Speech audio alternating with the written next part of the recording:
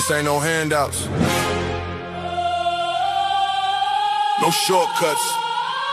No middleman. No middleman. No middleman. No middleman. Middleman. No middleman. Middleman. Middleman. No middleman. Middleman. Middleman. No middleman, I get it direct. Pressure talk, I don't deal in the flex. Cut the line, I don't wait, I collect. If it's mine, I'ma claim my respect. No middleman, I move with intent. Boss moves only, every dollar was spent. No favors, no deals, no rent. Built from the ground, now the whole game bent. Started with a vision, had to cut the distractions. No handshake, just results and reactions. They was talking plays, I was making it happen. Turn losses to losses, then flipped it to passion. Disclaimer: this broadcast is intended for commentary, discussion, and entertainment purposes only. All topics and statements are based on publicly available information, including news reports, social media content, and third-party sources, which may include allegations or unverified claims. The views expressed are opinions and should not be interpreted as confirmed facts. This content is not intended to harm, defame, misrepresent any individual, organization, or entity. Viewer discretion is advised.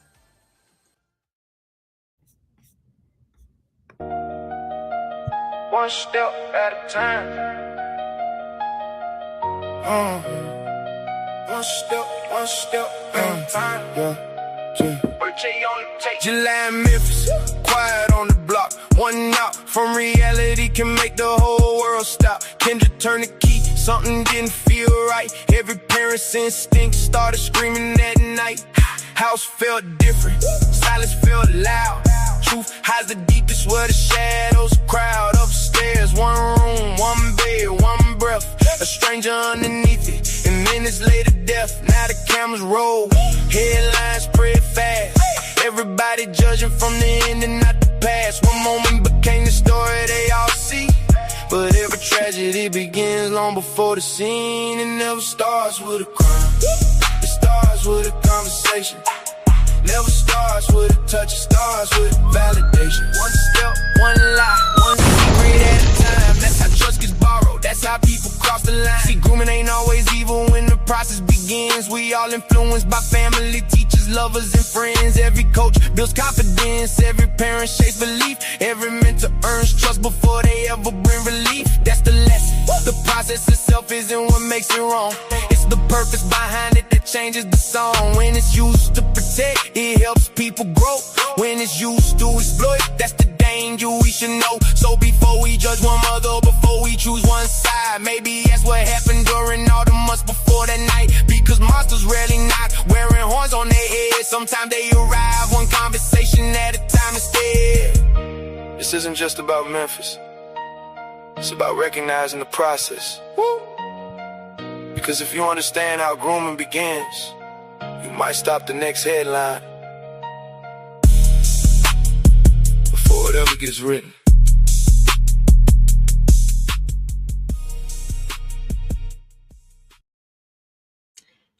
In July of 2026, in a quiet Memphis neighborhood, a mother named Kendra Scott came home to find her house locked up strange.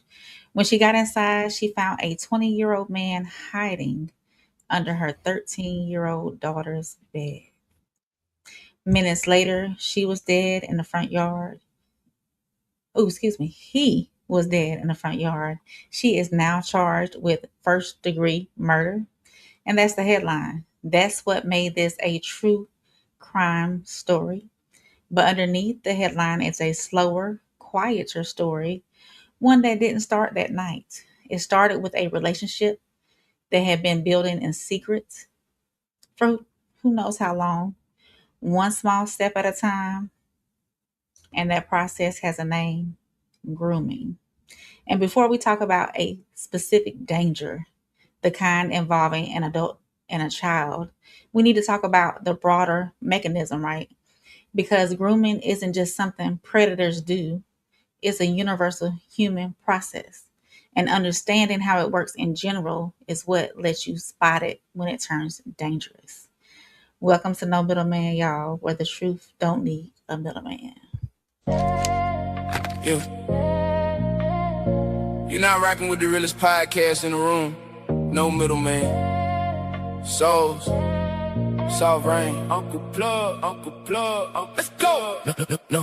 No middleman. A Memphis mother is charged with shooting and killing a man who was found allegedly hiding under her child's bed early Thursday morning. Good evening, and thank you for joining us. I'm Stephanie Skurlock. That mother is now charged with first-degree murder. WREG's Caitlin Barker spoke to neighbors and is live tonight to share reactions. Caitlin? Good evening, Stephanie. This case is really complicated. Some neighbors say this mother did the right thing, while others tell me she's wrong because she took the law into her own hands. She isn't her mom. She just didn't check the phones. Should have just called the police instead of shooting. This mother, 36-year-old Kendra Scott, is accused of allegedly shooting a man after he was caught hiding under her child's bed at 1:40 Thursday morning. Authorities have identified the man who was shot as Rodarius Morton. According to police, Morton was invited to the home by a juvenile who allegedly snuck him in through the back door at 1 a.m. Just 30 minutes later, Scott came home. According to the child, Scott was banging on the front door and yelling, "Who's at my house?" The child would later tell police she was scared of Scott because she had a gun in her hand and was angry. According to the child, Scott told her in the past, quote, "If she sees a boy in her house, she will put a hole in his." I just feel bad for her because she was trying to do everything she could to still try to say it's just an unfortunate situation that happened. Once the child opened the door, Morton was found hiding under the child's bed. As Morton was leaving the house, both Scott and Morton went out to the porch, and that's when the juvenile says she heard a gunshot. Morton was found shot in the back of the head. Listen to your parents. Do what they say. If they don't stick their home or have anyone in the house that's not supposed to be. That's just the opposite. Now, Scott is facing multiple charges, including first-degree murder and the employment of a firearm during the commission of a dangerous felony. I'm Caitlin Barker reporting live for your news leader, WREG News Channel 3. So there we have it, man. Segment number one, we're going to be starting off with Miss Kendra Scott, the mother in Memphis, 36-year-old mother in Memphis, who came home, I think it was around like 1 a.m. in the morning, felt that someone was in the house, got in the house, found a young man, 20-year-old man, underneath the bed of her 13-year-old daughter. From the other videos that have recently came out from the news, he was able to gather his things and start heading out of the door. But the moment he headed out the door, it was the last time he walked past any door. They found him there unalived in front of the door. And I want to talk to you guys tonight. How do you guys feel? The chat and my amazing team up here with Uncle Plug and Soft Rain. How do you all feel about this tragedy that has happened in Memphis, Tennessee? I've been that little boy up under somebody's bed. Lord, I thank you. I'm still here today. I've been caught on several occasions, dear Father, hiding in closets, under beds, in laundry rooms, and I made it out. RIP to the young man, and but for her, it didn't have to go there. It didn't have to go there. Now that woman, that baby girl is without you. What about you, Rain? Mother speaking from a mother's perspective. Yeah, as a mother, if I were in that, I don't have a daughter. I have a son, but in that situation, if I was to have a daughter, I don't think that I would have taken it that far. I would have called law. If I felt that I was in danger, I wonder if she felt like she was in danger. Morally, I mean, I know as mothers, we protect our children as much as possible. I'm not for certain if she maybe even knew what was going on, possibly them having a relationship, or if he was just an intruder. I would hope to think that she wasn't thinking that he was just an intruder. I do, Plug, didn't get all the details. Plug didn't get all the details. You saw my face? Yeah. I was like, babe. She was 13. Yes. Yeah. Plug. Look at the. See, Plug ain't. I didn't, dog. I'm dead. I'll be like, no, I ain't see that, but I ain't gonna tell that lie. I ain't do that. 20. Yeah. Hey, I-90. Where you been? It's been a minute. Where you been? He been in the chat. He be on the sports show. Oh, okay. So where you been in No Middleman? And where you been on my channel? Hey, we talking about Kendra Scott right now. I know we y'all. talking about Kendra Scott. but no. He said he'll be in Dallas this week. All right then. But no, as a mother though, I think she took it overboard. I really do. She should have kicked him out and called the law. My initial thoughts. And as someone who I carry, and as you carry, when you carry a responsibility too of knowing what you can do with that weapon. And unfortunately, she let her thoughts overtake. She saw red and she made red happen. Unfortunately, there was no pause in it. She didn't think twice. If she would have thought twice, then he would still be here. And granted, him being 20 and she being 13, it shouldn't have been going on anyways. But with that being said, there were other avenues to what could have transpired other than this young man losing his life. Now, was he doing right? Absolutely not. But he could have been taken care of in other ways as far as being convicted of a crime, so on and so forth, instead of losing his life. So 13 years old though. 13. I'm starting to get confused. I'm very now that Plug no, I'm gonna let Plug re-answer, but I'm very shocked with your response, Rain. I'm very shocked with your response. Yeah. Just with how y'all act about everything else in the world. But what go ahead, Plug. Okay. Go ahead, Plug. 13, bruh. 13. Bruh. You mean to tell me all them little girls you graduated with, she was 13, bruh. He had no business doing what he was doing. No, he had no business doing what he was doing now. I'd have been caught in some closets, but I was under some beds, but she was my age. She was not 13. Keep the comments coming, y'all. We see it. I'm not at 15. I wasn't even looking at no 13, yo. Did you want some older than? What? I told you, man, when I was 14, I'm looking for 16 because she can drive. At 16, I'm looking for 18 because she can buy me some Black and Milds and some Newport. At 18, I'm looking for 21 so she can buy my liquor. At 21, man, I always was looking for something older. Always. I don't grasp that concept. Yeah, I was in closets, bro. Penny, I was in closets. So how do you look at it now, though? Like now that you know the mom walks in, all right, paint the picture. She walks in. This seems like something. This is not assuming. This is from the statement that the young daughter made, right? My mom told me if she finds a man in the house, what she was going to do, right? So obviously this is not the first time this young lady has brought someone into the home, which we'll get to that later throughout the show today.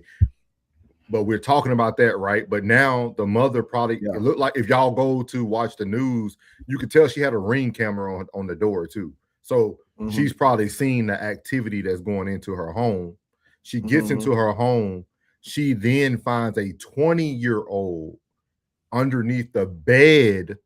It wasn't like she found a 20-year-old on the sofa with the 13-year-old. She found, and he had to gather his clothes. So he was hidden. I'm not gonna say. I'm not gonna assume. I'm gonna play Al Sharpton today. I'm not gonna assume.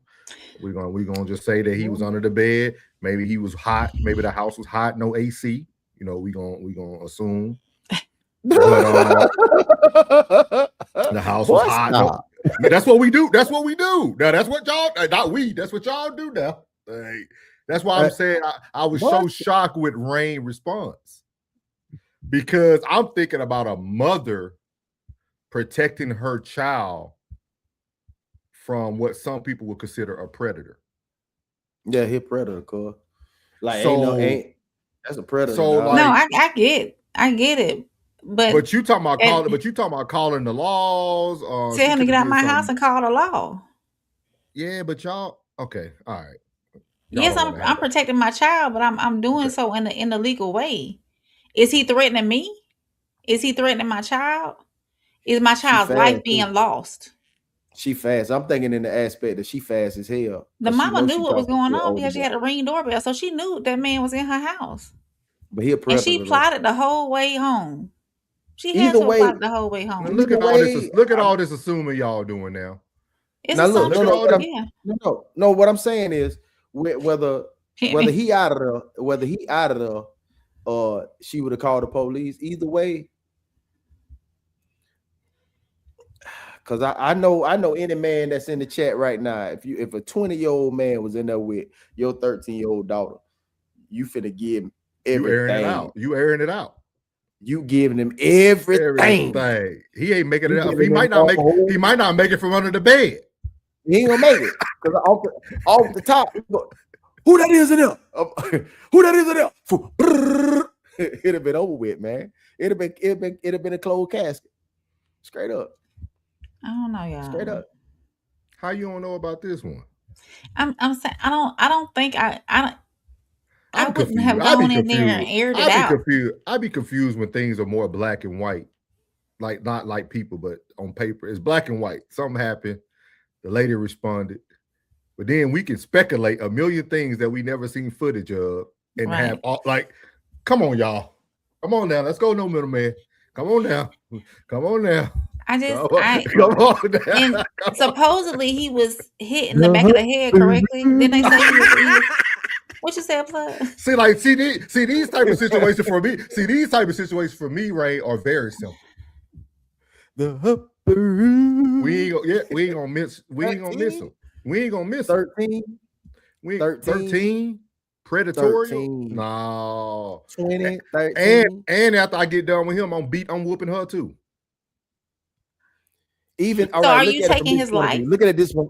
You coming in there, you taking his life? Now look at it from this. It's a 7-year age gap.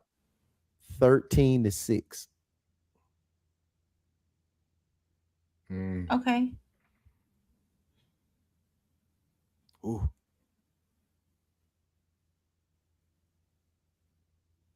Gee. 13 to 6.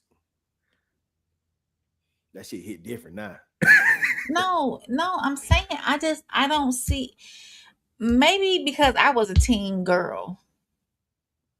And you was fast. I ain't gonna say I'm not gonna air my business out. No, you going in the right direction though. This is gonna be an amazing series. This is gonna be an amazing series and show. Mhm. So if I'm allowing this man to come be with me as a teen girl, You saying you wrong, not him. I'm wrong. not saying yes, I'm wrong because I know better, for one. Two, he's dead wrong. Absolutely, he's wrong. And he dead now. Assuming the mother saw the ring cam, knowing that man was coming in her house, I just don't. Kendra Scott call Attorney Souls. I got a story for you already. Hey, they already free? No, is she free? Well, she got No, $100,000 bond right now, yeah. so she need to come up with 10 grand. She got to come. I mean, no, damn. Well, you know I'm that not- I'm not saying he didn't deserve some type of tail kicking or something, but losing his life. I'm not trying to protect him. I'm not trying to protect the predator, but I'm just saying the situation has got to be different. Yeah, I'm coming in there not to air it out, but I guess I'm a person of reason. I'm trying to figure out what's going on. Why you in my house? I'm calling the law because you with my daughter, for one, and then why you in my house? So you Type saying deal. with the son 13?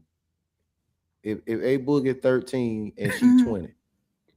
I'm coming in the house, calling the law, telling her to get up out my house. I want y'all to remember. I want y'all to remember this day. That's a double standard for me. I want y'all to remember this response from Rain. How the hell you pull her? Yeah. Boy, you pulling 20-year-olds? You already know how that is. Boy, you pulling 20-year-old boy? That's my boy. Hey, but you gotta go, little mama. I appreciate you pulling up. Man. You understand me? Next time you should have hollered at daddy. You see how I'm playing that you gotta go.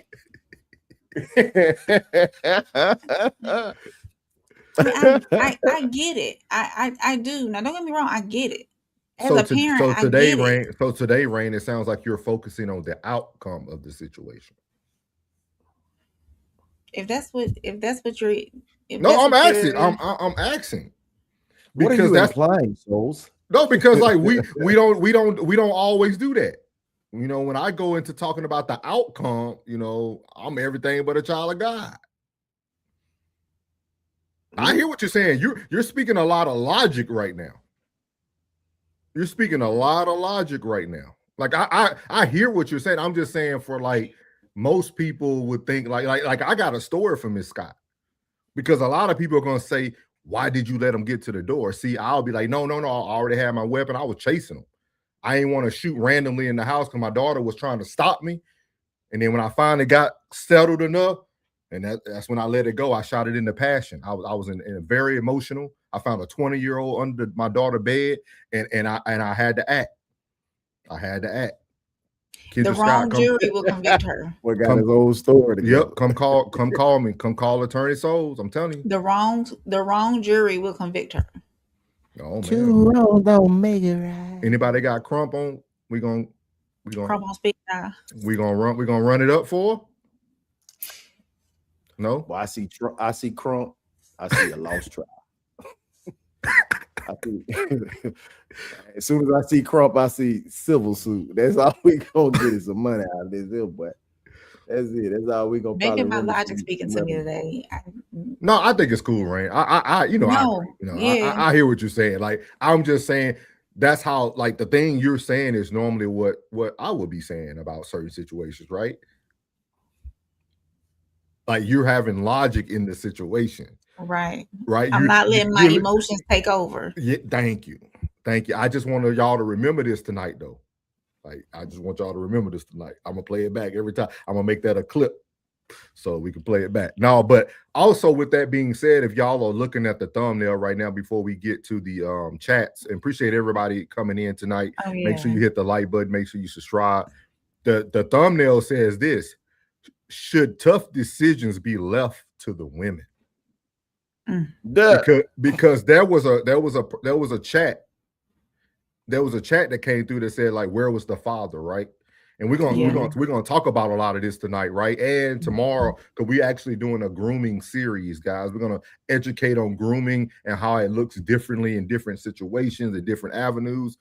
With that being said, it kind of goes back to what Rain was saying, all right, about young ladies being fast or growing up fast. A lot of that is because of possible grooming. How old is Kendra? Kendra is 36. Oh,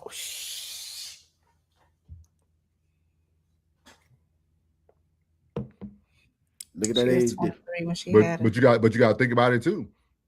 You got a 13-year-old young lady, right? We're talking about the facts that we got. You got a 13-year-old lady who's at the house watching kids. You see what I mean? Like we forget as parents. Sometimes we put the cart before the horse. You put these kids in grown folks situations. He'll be watching insurance. I can watch your kids, but I can't have my man over. Your man shouldn't be 20. But no, I'm just saying. Okay.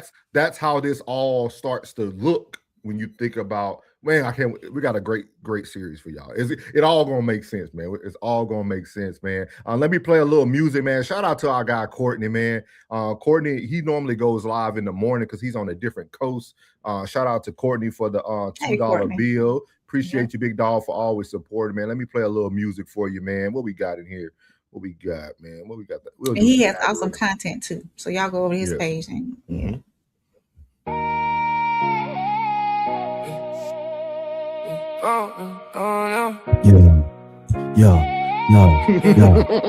We treat the algorithm like the street. Watch your step.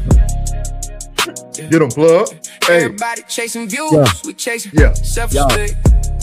Yeah. He about to catch it. Let's get it. So Yeah. feelings, that's the code we protect. Yeah. Yeah. Yeah. Choose why Yeah. we act Yeah. accordingly. Yeah. Live with Oh. what Yeah. you accept. Yeah. You know, Uncle Plug with the bars. Yeah. No, man. Shout out to Courtney for always showing support and love, man. Great show over there. Y'all make sure y'all go over to the Courtney Egger show. He also has another show. He's on Banter, something for Banter. It's a good show with him and his Banter and homeboys. Barter, I think. Yeah, Like Banter and Barter. Yeah, great show. Great show with Yeah. him and his boys, man. They got some sponsorships over there. Them boys moving, man. So good stuff, man. Good stuff. So we're gonna let Rain read the chats, and we're gonna try to answer some of these for y'all so we can have a discussion tonight. Penny said, that's not an invite if she's a juvenile. Mom got it right, but wrong because she waiting to the porch in the back of the head. Miriam said, Penny, not the pew pew. Mike Hunt. Welcome in, Mike. Is this Mike been going in. Now, this is the first time Mike going in too. Mike letting y'all know. Well, thank you, Mike. But thank you for being here. Yeah, but yeah, you weren't 20 years old and they weren't 13 years old, right? Yeah, he was actually Plug. He cleared it up. Okay. The fact here is he was 20, she was 13. He got exactly what he deserved. All right, Mike. Tell him, Mike. Penny, rain hands, rated E for everyone. Quit playing. Rated E for everyone. That's dope. Hey, Miles, it's been a minute. He said, what exactly is the difference between murder and manslaughter? I'm gonna start it and we'll explain it at the end of the show. That's a good question, Miles. I'm glad you are here to be educated, sir. Miriam said he would have pew pew, but while he was looking at me. Mike Hunt said, how did this see y'all missing? How did this see y'all missing? How did y'all miss it? He was talking about the age. Oh, he was 20, she was 13. Are y'all missing this? Miriam said, I have a daughter. It's lights out. I believe you too, Miriam. After every Wednesday, I keep getting more and more of a dose of you. I don't put nothing past you now. I don't put nothing past you. And she a vet too, so she got that training. Yeah. Mike said the girl is 13, he's 20. Hello, that's the death sentence. Mike, where you from, big dog? Penny Probably from right here in the great state of Texas. Penny said that's grape in a lot of states. And yes, it is. And I will say this. If I didn't take care of him outside the fence, once he got inside the fence, then people were going to take care of him inside the fence. Boy, look at him. The booty be like a cup holder. See? Mike Hunt said, so he was going to get his regardless. Mike Hunt said, I'm going to say it again. If you thought a 13-year-old and a 20, you're done. Mike also said, she was 13, he was 20. That's my daughter. You don't even make it to the effing door. She was smart to let him get on the other side of the door. Yeah. Penny said, Souls, I'm with you, and shocked that rain too. Me too, brother. Penny said, not the closets. Trapped in the closet, Arkels. Yeah. Mike said, Big D, home of the greatest football team in the world history of the Dallas Cowboys. He in the D with it. Fuck, called it. Hey. He sound like he was in a great state of Texas. I knew he was in a great state of Texas. Yeah, he in the D. I-90. Wes said, yeah, I'm with Plug. When I was younger, I looked for older, not younger. Mike said, I don't you take my sweet 13-year-old daughter. I don't give a S. What excuses are 20? You 20. Bye-bye. He said, bye-bye. Bye-bye. Miles said, if age is in question, don't do it. Better believe it. Penny said, and the little girl knew what she was doing being fast. I-90 said, that's a grown man with a child, shaking my head. Yeah, true. Mike said, and for good reason, that punk tail 20-year-old decided to take the innocence of a 13-year-old child. Is never coming back, and neither is he. Damn. Penny said, was there a Y'all, he a fool. I ain't even see that. Penny said, rain showing the white side. Read that one The more logical side. Yeah. No? Yeah. You think so? It's only one side on that side. Miles said, "Where was Dad?" Penny said, "Moving all types of furniture." Yeah. Jen said, "I don't think most mothers would have discernment in that moment." She said, Bang, bang, Kate. And she said, "K." bang, bang. Penny said, "Jen, go ahead and redeem your girl reign." I would most likely lose it. Hmm. Miles said, "Sons are raised, treated differently than daughters." Yes. Jen said, "Little Penny, we different." Madam. But I've reached very shocked because Madame, no offense, when this Madam, no offense when Ray, you got me. You might be listen. a little bit worse than me, dog. No, don't do that now. We about on the same level, so don't do that. like you literally just sounded that out to make it what you wanted. Madam. Madam.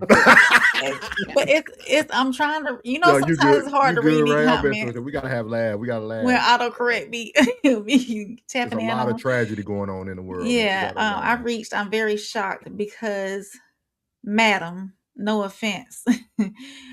This, if he had did what you suggest, this man would have probably been out in 3 to 5 years, worst case. Mm. He said, now when that 20-year-old gets out, do you think he's going to change his weight? And now he's going back and doing it again. And God forbid, what if it's your daughter? I bet you change your opinion there. Mike said he's changing your mind today, Ray. Penny said his life was forfeited as soon as he stepped in the house after hours. Mira said all predators need to be in the upper room. The upper room. Izzy said, "Yer." What's up, Izzy? Penny said, "I see that Jen. We team belt to tail. BTA." Izzy said, "What's y'all thoughts on the divide in politics between Afro Americans and Africans?" No comments tonight. Thanks. Penny said, "We assuming he didn't come through the window." No, he came through the door. She let him in. He came through the door. It's facts. It's facts. It's in the affidavit. He came through the door. She let him in. The 13-year-old let him in. Yeah. Mike says she was a child. He took her innocence. He's never coming back, and that mama took him, and he ain't never coming back. Penny said, "Ain't no reason it's after hours." Mike said, "And if I was on the jury, it's not a effing way that I would convict her." 13 is a child. Mike going in. Penny said she must look grown. You know them 13-year-olds nowadays. Penny said, shaking my head. She must look grown. Miss Cruz said, "It's not funny." It's not. Penny said, it's cruel. Penny, Jen said, "Penny, I'm not even a violent person. Can't use the squirt gun correctly. No white side here. He's cooked." Penny said, "Jen, me and you BFFs." Mike said, "I understand completely. Went to mom. Thought I think she was rational. I think if anyone violated my 13-year-old child and I had the ways of maintenance, I would have done exactly the same." Yeah. Wow. Mac 7019, welcome in. Welcome in, Mac. I think he's been here. But have you been here before, Mac? If not, hit that subscribe button while you in here. He said, "This is exactly what needs to happen when men catch grown women with their teenage sons." Mac came in straight off the heater. Rude. Look at Rude in the building. Judge Mathis. You missed some great sports show, Rude. Make sure you back this Sunday now. Mira said, "Penny and Jen, you are reading my thoughts." Little Penny said, "I'm logically loading rounds." Jen said, "Absolutely, Mac." Hold up, y'all. Let's skip around, man. People get hold on. I'm gonna let you go ahead. Go ahead. Mike said, "I don't know about that in the daughter. She wrong if that's the case. You can't get past this one if she's a child." Paul said, "When I was a child, I did childish things, but when I became a man, I put away." My boy brought out the word on him before he put him to the heavens, boy. Hey, I'm gonna see you to heaven with the word. Hey. Penny said the mom really needed that self-defense class to know the law. Miss Cruel said to the dude at the bottom, don't leave your wife, girlfriend around your son since it's so funny. Ooh, Ma'am, Plug, have a don't good you day. laugh. Plug, don't you laugh. Jen said Miriam, Shut up. Rain will whoop that tail all the way out the door. You right, Whoop Jen. that trick. Whoop that trick. Whoop Get that him. trick. Whoop Get him. that. Mike said many dude got hemmed up trying to gather up his Jordans. We can't read all these, y'all. Yeah. We're gonna get through the chat, man. We appreciate y'all. What's up, Hey, Classic in the Classic. building? Good Classic show in today, the building. Classic. You and Ted. Mike said you unfolding the clip, you unloading the clip, you put another clip in, you unload that clip, you put another clip in, and you unload that clip too. Mike said he got all the ammo. Yeah. Penny said age ain't nothing but a number of rounds. Yeah. So we appreciate what I-90 said. He said, I'll be staying in downtown Dallas this Wednesday. Any good food spot recommendations? Kitchen and cocktail. Yeah, kitchen and cocktails. If you want Kitchen- some good kitchen and cocktail. barbecue, make sure you go to Terry Black's and Hutchins. You got to try them both. On his side of town, it'll be a Cadillac barbecue. Okay. That ain't that good, though. Cadillac ain't that good? Not when you compare it to like Terry Black's. Okay, yeah, Terry Black's the business, though. Hey, but if you want to, you in Dallas, so you actually in the hood, so you're gonna have a lot of good spots. Downtown Dallas ain't downtown Dallas. You can't lose a kitchen and cocktail though. They got some good food. Yeah. So we appreciate everybody, man. In the thing, let's go ahead and time you out there, Watermelon Felon. We appreciate the chat tonight, man. It's gonna be a good show tonight. I think y'all are gonna really enjoy what we have for you guys tonight, starting with this first topic. I just hope that the mother gets the same support others get. I hope there's somebody out there willing to pay her bond. She need 10 grand. Maybe plug in the shop and get it for her. I'll see what they can do. He had to hide it downtown. Okay. Don't put out too much now. I-90, you might, we don't know who is there now. He gotta let the ladies know where he gonna be. You know he said, y'all come see me. Pull up on me. But that was the first segment, man. Just talking about what's currently going on. I do want to say rest in peace to the and prayers to the Nolan Wells family, man. They did have the celebration service today. Don't want to overlook that family, man. So prayers to y'all. But there is tragedy at every step, man. It doesn't matter where you turn.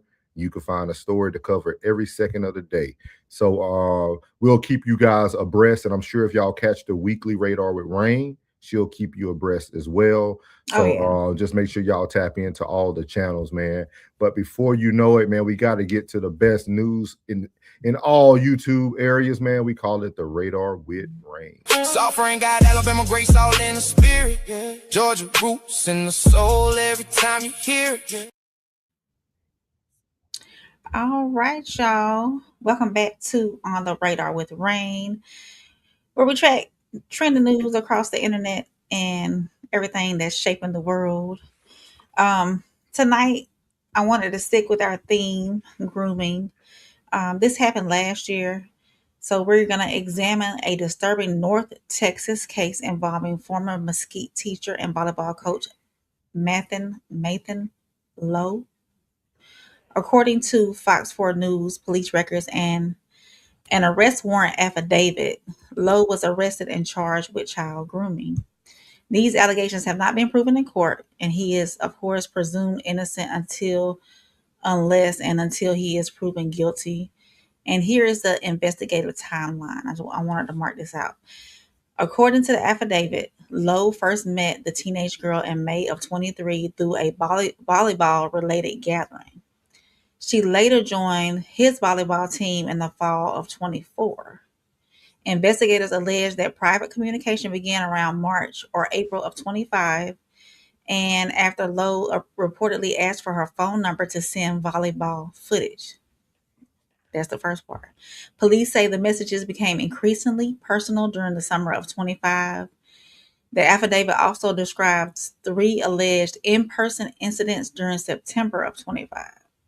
The girl's mother reportedly discovered the communications around September 28th, and the allegations were formally reported to Mesquite's police on October the 2nd. Lowe was arrested in December of 25, with police reporting the arrest on December the 10th. But what investigators allegedly found on his iPad is what makes this case alarming. So police say the device contained an apparently AI-generated document titled Hypothetical Counter-Influence Plan. Hypothetical Counter-Influence Plan. According to that affidavit, the document outlined a 5-phase strategy involving trust building, emotional influence, doubt, power shifts, and making the teenager believe she was making her own decision. Police have not identified the AI platform or released the original prompts that he used. That matters because AI can organize ideas, refine language, and make manipulation sound supportive or caring. And to be clear, AI did not independently commit the alleged conduct. Responsibility remains with the person using the technology. But this case has a question. Are AI companies, schools, churches, sports organizations, and parents prepared to recognize technology assisted manipulation before harm occurs? Mesquite police say a former teacher used AI, artificial intelligence, to come up with a child grooming plan before he was arrested. 32-year-old Mathan Lau is facing a grooming charge related to time he spent at the Christian Center of Mesquite. While he was not an employee, his father was the senior pastor there. Fox 4's Claudia Castillo has more now on how AI was involved with his search. Claudia. Hi, Heather. Hi, Steve. Yeah, what makes this case so interesting is what you just said, how artificial intelligence was used to allegedly groom this teen girl. Now, I sat down with a criminologist to get a better understanding of how this works. Whenever somebody says, well, I met him or I met her at church, and therefore it must be somebody that's safe, right? So the reality is that, you know, we don't know what we don't know about people sometimes. A police affidavit obtained by Fox 4 Monday describes unusual interactions between 32-year-old Matt Lau and the victim beginning about a year before his arrest. Police say the victim tried out for a volleyball team Lau formed that practiced at the Christian Center of Mesquite, where his father was senior pastor. Detectives say over the next several months at the church and elsewhere, it escalated from sexual conversations to sexual contact. The affidavit says at some point, Lau began discussing how to kill someone, saying, quote, he always had an assault rifle, pistol, and knife on him, and more than once hugged her and, quote, ensured that her hands touched his gun during the interaction. When you have an adult that is not only trying to be a predator towards her innocence, but also using a weapon in order to be able to ensure that she does as he pleases. Police say among the evidence they seized was an iPad with an artificial intelligence-generated note titled Hypothetical Counter-Influence Plan that outlines a step-by-step plan to emotionally influence the minor. It includes steps like stabilize and strengthen her and plant gentle doubts. Police say the plan was consistent with grooming characteristics. Look, I think that once artificial intelligence became accessible to the public, we criminologists began to be concerned because we thought that it could be weaponized in order to victimize individuals. Alex Del Carmen, a criminologist, says parents need to keep up to date with the changes in technology. And I think what we see in this case is a clear example of how artificial intelligence can be manipulated, can be used in order to be able to engage in a criminal offense of this nature. In a statement, the Christian Center of Mesquite said Lau was not an employee of the church, but it is reviewing its policies due to allegations grooming occurred at its facilities. The church says Lau's father, senior pastor Kevin Lau, has resigned, though he has not been accused of any wrongdoing. Del Carmen says it's a reminder to have tough conversations with your children. So I think it's important to keep those lines of communication open and also to be a little invasive. And I hate to say that, right? But as a parent, you have the right to be able to find out what it is that your child is doing. And sometimes that leads to really difficult conversations. Well, Lau was arrested and has since been released on bond. Police say that he had previously worked at Pioneer Technology and Arts Academy in Mesquite. They're asking if anyone has any information or other allegations to reach out to them. Back to you guys. Yeah, so that's crazy that he was using AI to get her, or to I guess coach her into, or groom her into being with him in that way, using emotional prompts and whatnot to get over on that side of her, to make her feel comfortable with being with him. What's your thoughts on that, Plug or Souls? AI plan to manipulate a minor. hypothetical counter influence plan. How much of this is going on a daily basis? It's got to be a lot. I'm I a, think I'm a a, lot. Yeah. Like how much of this is going on a daily basis, and not just in the sense of grooming them to be uh, a slave, or they grooming little killers. I don't know, man. This is weird. Like, folks are weird. This is go ahead, bro. No, I mean, I agree. I agree with you on this, man. I agree. For everything that's meant for good, there will always be some evil in it. You know what I mean? That's just the life we live in, man. I feel like he had to, it goes on because you had to hear it from somewhere. You know what I mean? Like, Yeah. nothing just falls out of the sky. Like, nothing just, oh, I'm gonna create this plan, and this is what and we're gonna talk about it from today and tomorrow. Today it'll be from a different standpoint. But with that being said, I mean, it's out there. It's heavy. Um, think about it, man. People don't even care about like being registered no more or nothing. Like, you can go on YouTube right now and just find pages where people like set people up and find these people who do these predatory things, man. Oh, yeah. It's becoming such a norm, man. It's like people don't like to admit to it, man, but like majority of people are profiting off of tragedy. Like, So I I mean, ask this even question. yeah, go ahead. Mhm. Ask this question.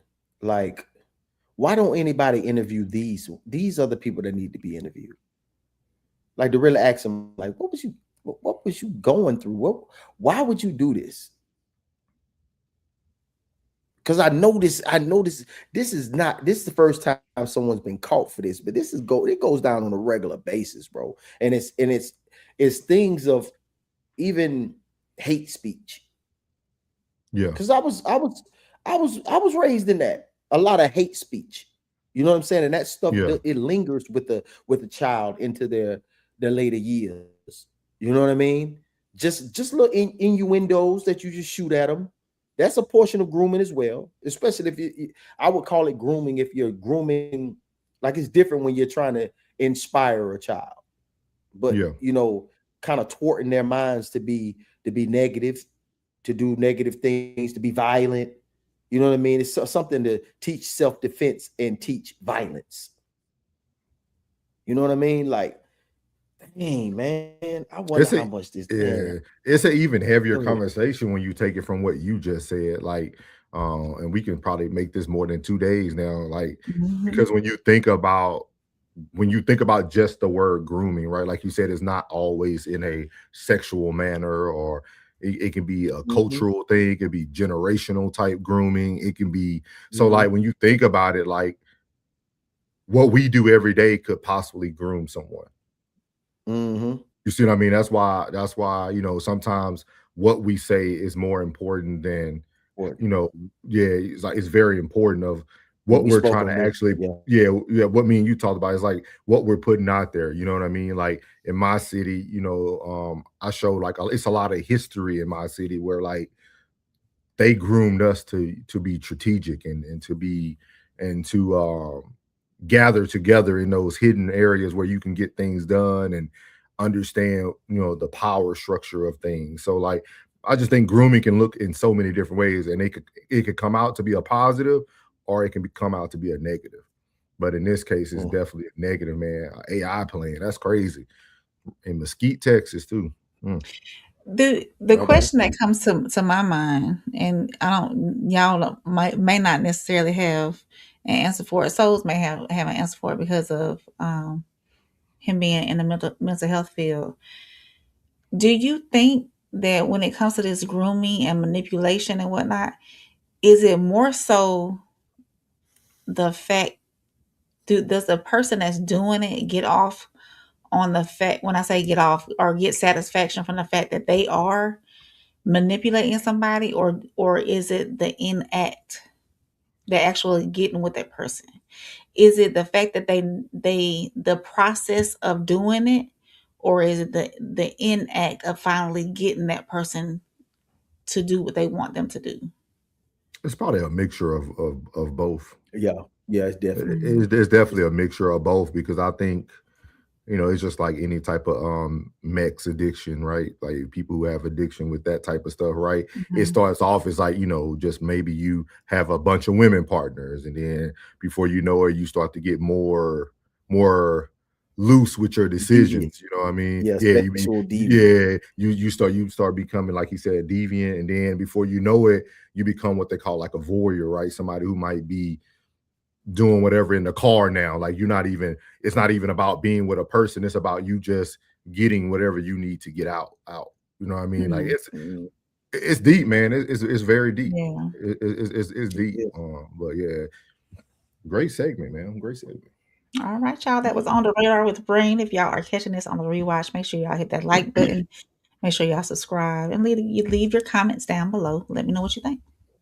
Sovereign got Alabama grace all in the spirit, yeah. Georgia roots in the soul every time you hear it, yeah. All right. Y'all already know what time it is, man. We just got done with the Radar with Rain, and there's no other way to go than the real spill with Plug.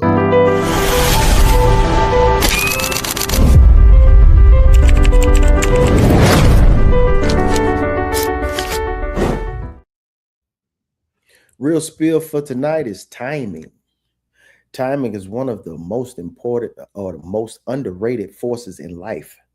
The right decision at the wrong time can produce the wrong result. Sometimes we think we failed when in reality, we're just early.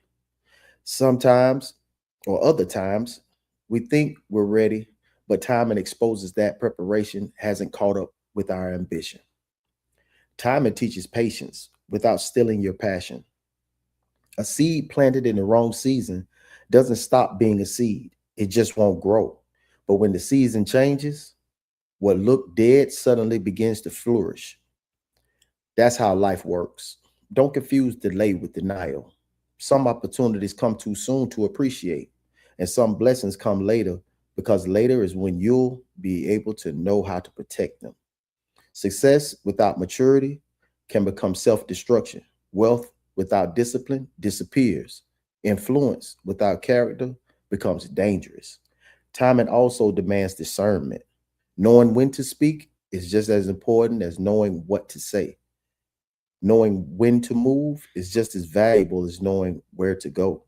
Every opportunity isn't your opportunity, and every open door isn't your door. The greatest athletes wait for the right opening. The greatest investors wait for the right market. The greatest leaders know when to act and when to be still.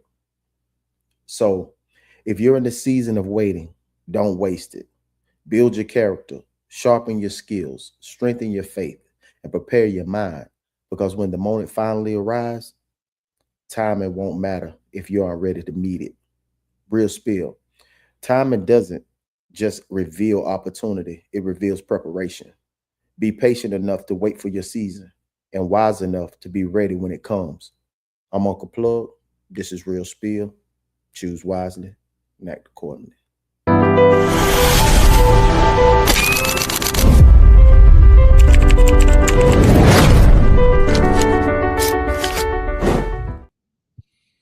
Man, my boy been on fire, bro. I'm straight. I don't even think a lot of people be paying attention, man. Yeah. Man, can you read that? I think it was the first line that said, you could be too early. The right decision at the wrong time can produce the wrong result. And sometimes we think we failed, and in reality, we're just early. Other times we think that we're ready, but timing exposes that our preparation hasn't caught up with our ambition. Man, I live that every day. That's my life every day. I love that, Plug. I love that. That's my life Take every that day. and post that on your Instagram or on your do a post Yeah, on. like that is powerful. That is powerful. Like I don't know how many times I have contacted Plug or Rain, and I could show y'all something the next day, like 24 hours later, like, bro, look, the thing that was just judged is being done right now. Like it's like I think 2K said it on his show like last week. He said people think you're crazy, but you're just too early. Like you see things before other people see things. So like, man, that amazing, y'all, man. Shout out to Plug, man, for timing, man. I think that's amazing, man. Before we move on to the next section, I'm gonna let Rain get through some of these chats, just because this next topic is definitely gonna have the chat rocking in just a second. So here we go. Penny said, keep your kids safe, people. They got manuals out here for pedos. Penny said, AI ethics is a joke. We wasn't ready. I agree with that, Penny. I think all that is ahead of what we were expecting. Penny said, senior pastor. Yep. Be the ones. Mario said, did she just say it was interesting? Penny said, oh, he need a reservation with a gasoline draws too. Two for not raising him right. Mario said 100 Penny. Penny said money over morals. Penny said, no, why bond? He said, no. I-90 said, it's weirdos out here, shaking my head. Muriel said the mom should have gotten a smaller bond. Oh, yeah, she told me, yeah. I agree. Yeah. Penny said, like and subscribe, chat, and feel free to contribute with a comment. Yeah, we like when y'all talk to us. And become a part of the family. Hit subscribe and catch every conversation. Thank you, ma'am. Thank you. So as we're talking about this, man, we're over here speaking about grooming, things of that nature tonight. So we're going to move into segment number 2, man. And I posed a question on the thumbnail tonight. Is the lack of men creating hardship that most women can't see? So we're going to talk about this in segment number 2. So here we go. Yeah. You're not rocking with the realest podcast in the room. No middleman. Souls. Soft rain. Uncle Plug. Let's go. No middleman. Now we got to talk for a little minute. So the internet going crazy about this grown lady, 36-year-old, shooting a 20-year-old man in the head by hiding under her daughter's bed. We finna talk about that, and I'm finna break it down for you. Okay, long story short, short story longer. Let me tell you something. First of all, the daughter, 13-year-old girl, she been sneaking boys in the house, in and out. Now we can tell that this is a broken home because we don't hear from the father. With that being said, the daughter gonna sneak boys in, you feel what I'm saying, while the mom's at work, you feel me? She been doing that. So the mom said, next time I see a dude in here, anybody sneaking in my house, I'm gonna put that fire on them, you feel me, straight up. So the girl invite the boy over at 1 o'clock, you feel me? 1 o'clock in the morning, the mama's still at work, she got off work, you feel what I'm saying? Banging on the front door, you feel me? She came in the front door, he's talking about, who in my house? And to find Rodarius, the 20-year-old, under the bed, you feel what I'm saying? Now this way it get wicked. So the mother tells the boy to leave the house, you feel me? Get your shit and get the fuck out, you feel what I'm saying? 20-year-old boy grabbed this shit, you feel me? Walking out the house, you feel me? While the mama walking behind him, you feel me? As she walking out the door, they both hit the front porch. Boom, boom, boom. She shot the man in the back of his head. Now we finna get to this. Now we got a lot of people saying that, oh, she right. We got a lot of people saying, yeah, man, she's free her. Hell no, nigga, keep that bitch locked up. Swear to God. Reason why? Because I'm going to tell you, because people don't think before they act. You feel what I'm saying? People don't think before they act. And that's what gets them fucked up in the long run. And that's what's going to get a lot of people fucked up in the long run, because y'all don't think. And the internet showing me, and it's telling me that y'all don't think by y'all responses. Cairo, get your ass over here. I can't even whistle right now. Dog always trying to run away. But back to the true crime. So boom.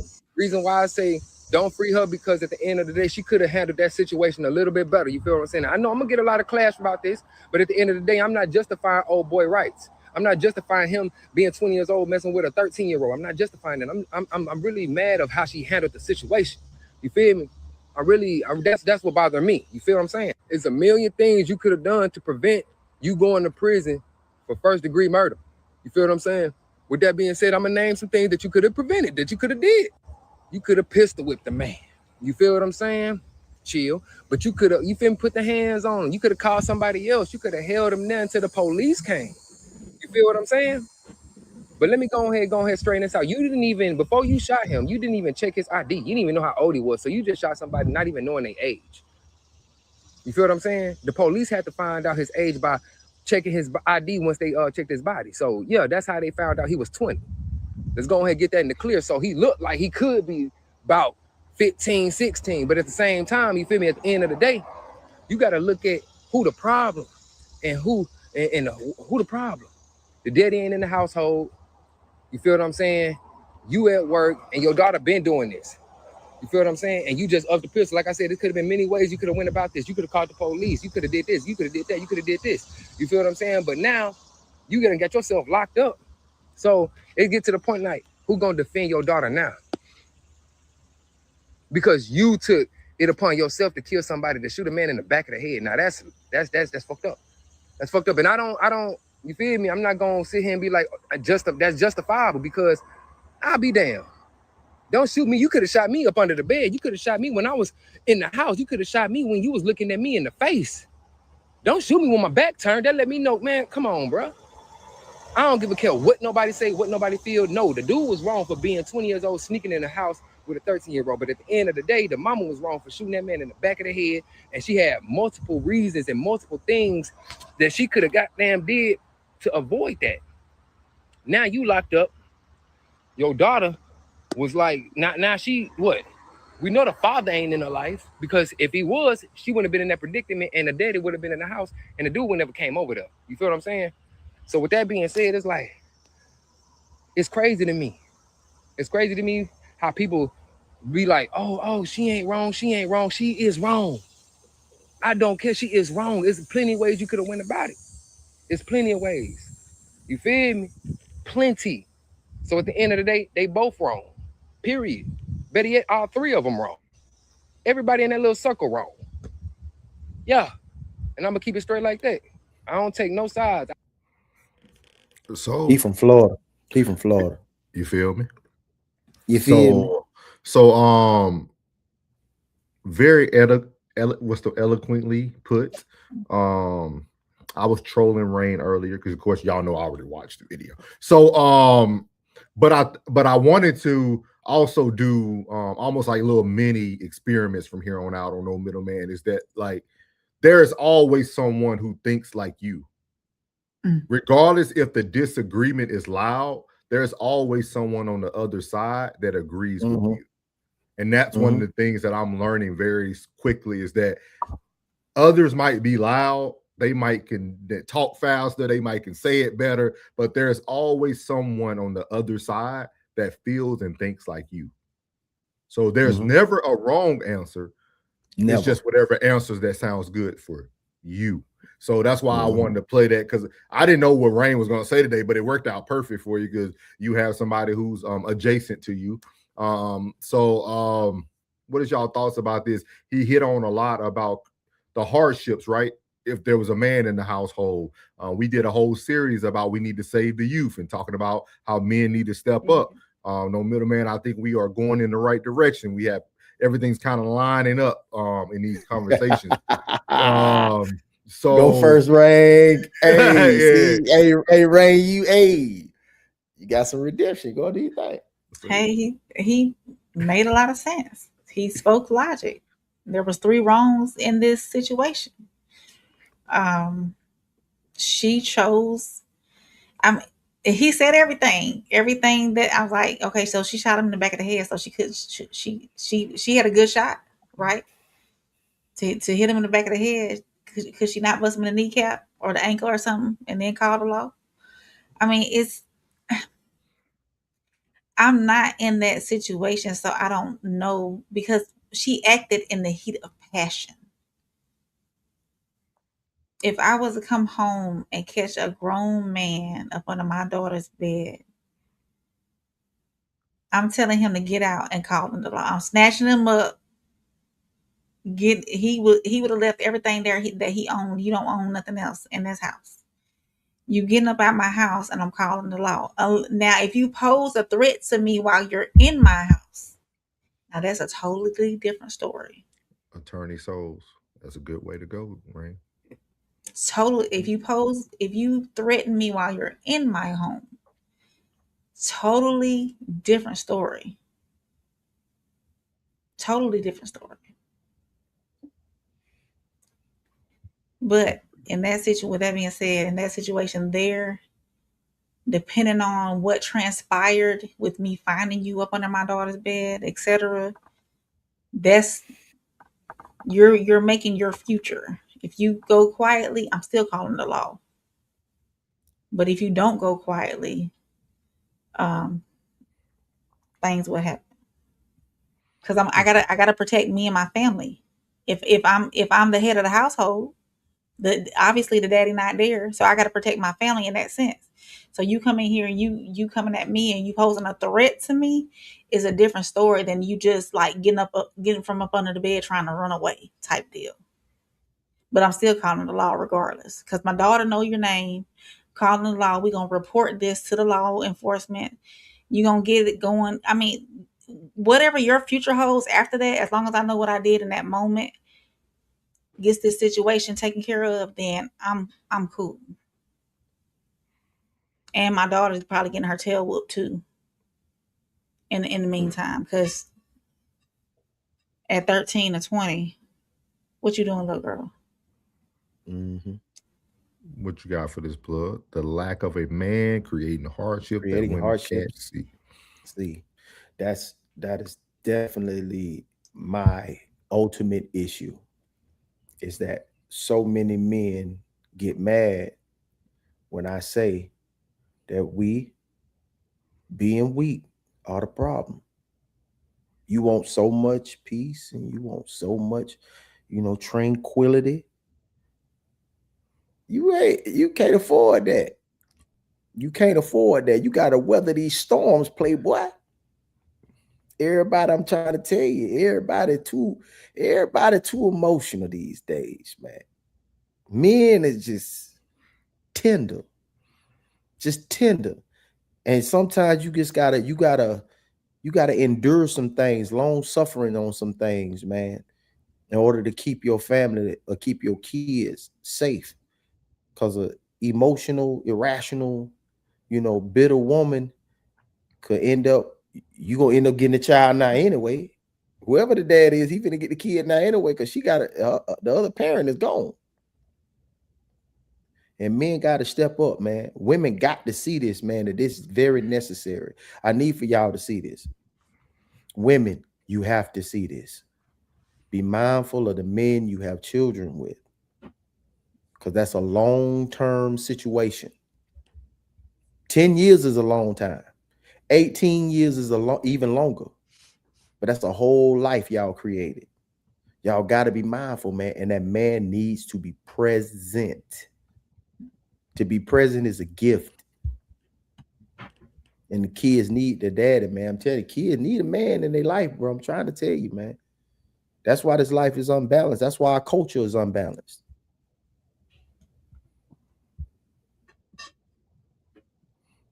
Yeah. So for the topic, I have nothing for what Buddy said, because I can neither agree nor disagree.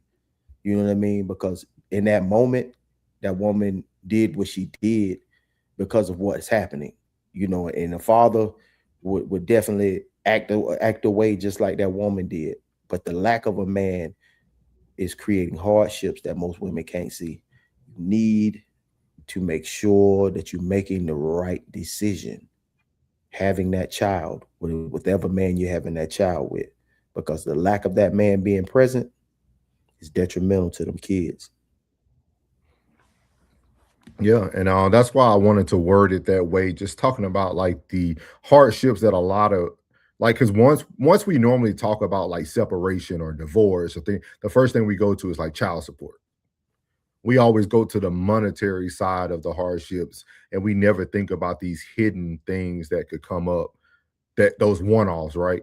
Like, man, if a father was there, would this be different? Would this little girl know how to feel to be loved by a man and not have to go seek it from an external source of an app or have somebody, you know, grooming her from electronic device. Like, you know what I mean? Like, we don't think about those moments. We think about just, oh man, I'm gonna be on child support, or oh man, like we never think about these hidden moments. But I do have another question that came to my mind when I first seen this. How do y'all feel about women having lethal matter, like lethal sources of like a gun, or like, do you feel like women need that, or should women have Yes. less lethal, like pepper spray, taser? Hell If she's yeah, they trained and can use an efficient, I'm sorry, go ahead, bud. no, baby girl, go. If she is trained and can use it efficiently and knows the ins and outs of the safety issues with firearms, and knows how to clean her firearm, knows how to use it effectively, and not just aiming like anywhere, knows what to do with it, absolutely. Do you feel like this was a scenario that was used correctly though? No. Okay. And do you feel like the woman at Walmart used it correctly? Woman at Walmart. That had the 63-year-old man that died? No. I'm just asking. I'm just using like there's a responsibility comes with gun ownership, and that comes with a user. You know what I'm saying? So of course, logic goes out the window when you're in those high emotional like type, situations. Logic sometimes will go out the window, so as a responsible firearm owner and user, you have to make sure you maintain that somehow. Because at the end, on the other side of that, if you do choose to discharge that weapon, a life can be lost. And that responsibility is on you. Whether you're defending yourself or whether you're just negligently, is that a word? Being negligent and just pewing off everywhere. You know what I'm saying? Yeah. So as a firearm owner, you have that responsibility. You have that, you have to protect yourself, yes, but you also have that responsibility of what you do with that gun. Of being responsible. Yeah, I know what you mean. Yeah. That's why you asked. That's why you asked that, because because a very emotional being is holding that firearm. Yeah. You know what I mean? So I know exactly why he's asking. Yeah, because that's the first thing I thought about. Like the men should almost be replacing that lethal form that you need, right? Or getting you into some self-defense classes or things of that nature. But I pulled up some data in 2024 nationally. They did a national representative study for adults with firearms access. They found that 91.7% reported they never used a firearm defensively during their whole lifetime. Like, even think about that. So over 90, the other 9.3% that are using their weapons aren't even probably registered gun owners. It's the worldwide violence we see, right? The horrible use of weaponry. It said, and then also in 2017, they did, that's funny that y'all said Pew. It's the Pew Research Center surveyed and found that 17% of current gun owners said they had used a gun to defend themselves, their family, or their property at some point in their lives. So only the studies back then, it was only 17% of people who actually even used their firearms to defend themselves in like an area that was considered like hostile or things of that nature. So just something to think about when you think about, who should have firearms, why you need them. Are you actually going to be able to use it in the right manner if needed? I think lately we're starting to see that social media, we can see so much now. I think we feel more danger than we actually encounter. Yeah. I think people move so emotionally now because like everything they see. So now when I get out and I feel threatened, I go into like the worst case scenario because that's all I see. Damn, you good, boy. You is good, boy. You is good. That boy good. Like I really feel that. I feel like we have been groomed because we're talking about grooming. We have been groomed to think the worst case scenario without even having any type of like common sense or logic. Like we already pulling out the weapon to do all these things because just last week the girl was on the subway and the man stabbed her in the neck. So like now you ride a subway, somebody stands up and you go right into attack mode because it's PTSD. It's PTSD. We know it's real, right? It does happen. Like, but I really feel that's why I asked that question about do we feel that women really need these forms of protection in the world and society that we're currently being groomed into, because the stats even show you that 91% of registered firearm owners don't ever use their firearm. So think about that. Like that's a very high percentage. That I've never had to use mine. I said that the other day. I haven't really carried in a while either. There was a point in time where I carried every day.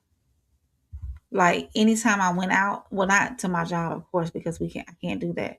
But like when I went out into the public, and I think it was more at the heightened part of COVID because everybody was like on edge all the time. And I felt that uneasiness.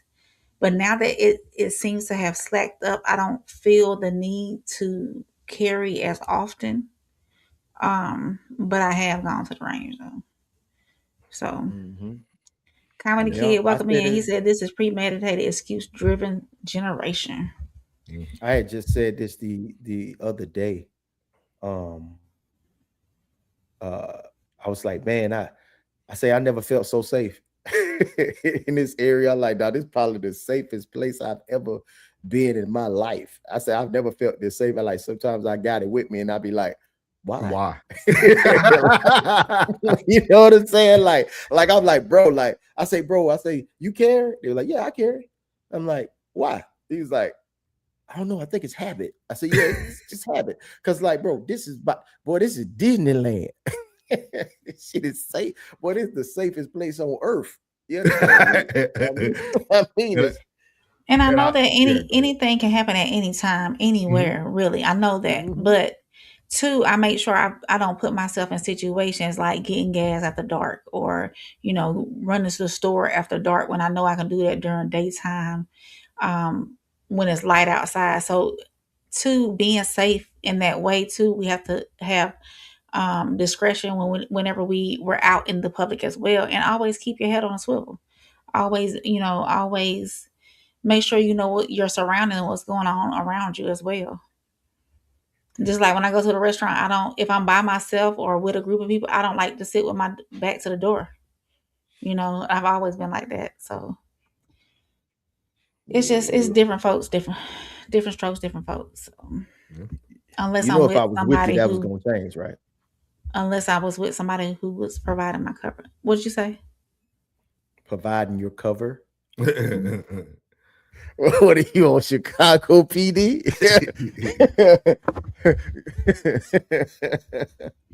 Being a cover for me. Mike said, I've been coming, but I don't read none of my comments. It is because I'm white and I'm good looking white man. That shouldn't make a difference, but it seems to. All right then, Mike. Confidence. You been here before, Mike? You been before, Mike? He said he been here before, but I guess he don't put any comments in. Penny said, oh. That's what I'm getting from the comment that he just had. Penny said, is it the lack of men or the poorly chose man that gets consistently chosen is the issue? Penny said, oh, and we feel you, homie. Laugh out loud. Penny said, this man got a teacup puppy whistling like it's a Rottweiler.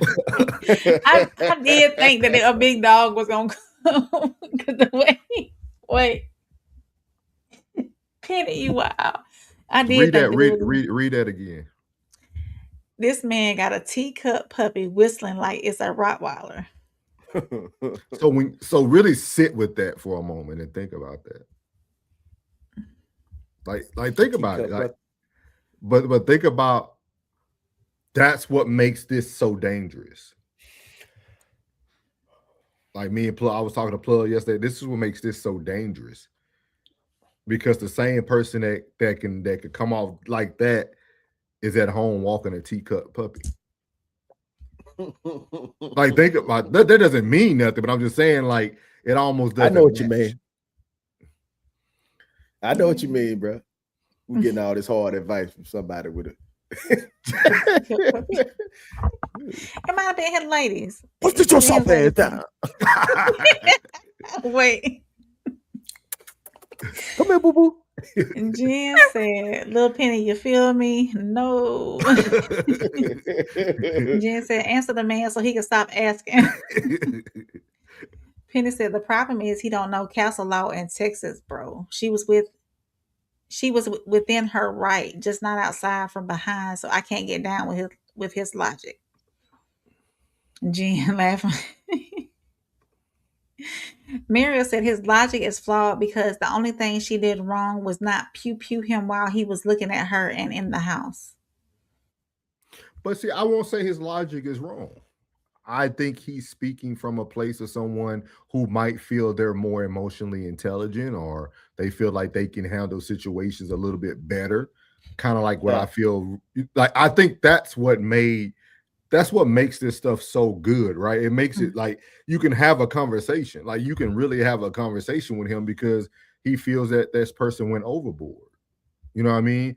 And some people might feel like it's not true, but it could be true in other people's opinion. You know what I mean? Like, when you take that stat of 91.7% of people who has a gun never used it, you might say she went overboard, right? Like, when you think about the numbers, you know what I mean? Mm-hmm. So I definitely I won't say his logic was flawed. I don't. But we don't know what conversation was being had between the two the midst as of he it, was walking out, as he was walking out the door. Oh, we don't. You know what I mean? Rodarius could have been somebody she messed with. We don't think about that. He's 20 now. You know what I mean? Penny said, "Nope. If she didn't shoot to kill, she would have got worse sentence. He can sue." The one thing about it. Go ahead. I'm sorry. No, I'm sorry. Go ahead. Penny said he was a threat in the house since he SA'd the daughter. I ain't hear that part yet. That's why I ain't bringing. I don't know about that one, Penny. I don't know if he SA'd. That's why I ain't. Because if it was consensual, then I don't think I don't know per law. I don't know if a 13-year-old could consent to that. But, can consent? No. No. Anything Muriel under 16, said. 17 can consent. Muriel said, "Real talk, Penny. You have to shoot to kill. Pew pew to kill." Jen said, "Threat to my child is the same as a threat to me. Pull it." Jen said she ain't. Jen said, "And the daughter had to learn the fast life somewhere." That is true. That is true. Penny said, "You was in fear of your life after seeing a grown man in the middle of the night leaving the room of a minor that don't live in my house, and you a female. Nope. And just to answer y'all question, 16-year-old is in many states the age of consent, 17-year-old in some, and then 18-year-old in others. Okay. Mm-hmm. That's what I said. Penny said, "And my bet is she had that pew pew on her win." And there is also something called the Romeo Juliet exception for close in age, even if that person is like older. Okay. Mira said, "It's not that we." Go ahead. They had to make that because it was so many mothers that didn't like men that the little girl was dating. They was both 17 and the boy turned 18 before the daughter turned 18. Gotcha. And she put the laws on them, and that ruined a young jit life. Mira said, "It's not that we can't see the hardships, it's that we have to deal with the hand that was dealt to us. Sometimes these fathers don't want to step up, and so we have to try to find positive male influence." Okay. Penny said, "No registration needed in Texas." LaDanian? LeBron? Did I say that right? Welcome in. LaDanian. So it's LeBron. LeBron James and LaDanian Tomlinson all together. All right, then. They said, "Oh my God, they're saying y'all are the police." Yeah. Penny said, "Better need it and to have it than not to have it and need it." Muriel said, "When everyone in the state can carry just like you carry, I find that it's a safer environment." Muriel said, "Yep." Penny said, Meryl, yes, ma'am. What's up, Big Sko? Sko is in the building. He said, Shout out to Sko, man. Congrats on your CCL too, man. Congrats, man. All right. Sko said, if his back was turned, castle law will not work. And he knows. Penny said, he's speaking from the teacup puppy whistling. I'm telling you though, I will tell y'all that black lady, if y'all get an opportunity, she got a white attorney who's really bringing in a lot of nuances. So we'll see. Meryl said, not my daughter. I'll be singing R.I.P. R.I.P. Sko said he was 20 and she was 13. The age for consent is 16 to 18 years old, and in some states it's 15. Richard, he said, or the fear of prison, what scares people? If people think deeper, they're not scared of no gun. Sko said, and it's not castle law because he was invited into the home. Yeah, that's what, and the daughter didn't. It was crazy, man, because it's gonna be a lot here. Like the daughter, like even made a statement saying all this stuff about her mother. Like it made it sound even worse than, you know what I mean? Like almost like you don't even have the protection of your daughter, of you protecting your daughter. So it's very unique. Richard said, no matter what the law says, people should discern what's right or wrong, not a rule book. I agree with you, man. Welcome in, Richard. Welcome in, big dog. That's deeper than it was said. Like real talk. Yeah. Penny said a minor can't invite the man into the home. So it's a lot. It's a lot here. I think it's going to be a lot, and I think that's what's going to make this very interesting. Again, hopefully, Rain and us, we stay in tune with what's going on there. But I think it's going to be very good, man. So great segment number 2. Now we're going to move into segment number 3, and we're going to start getting into grooming here. So here we go. Yeah. You're not rocking with the realest podcast in the room.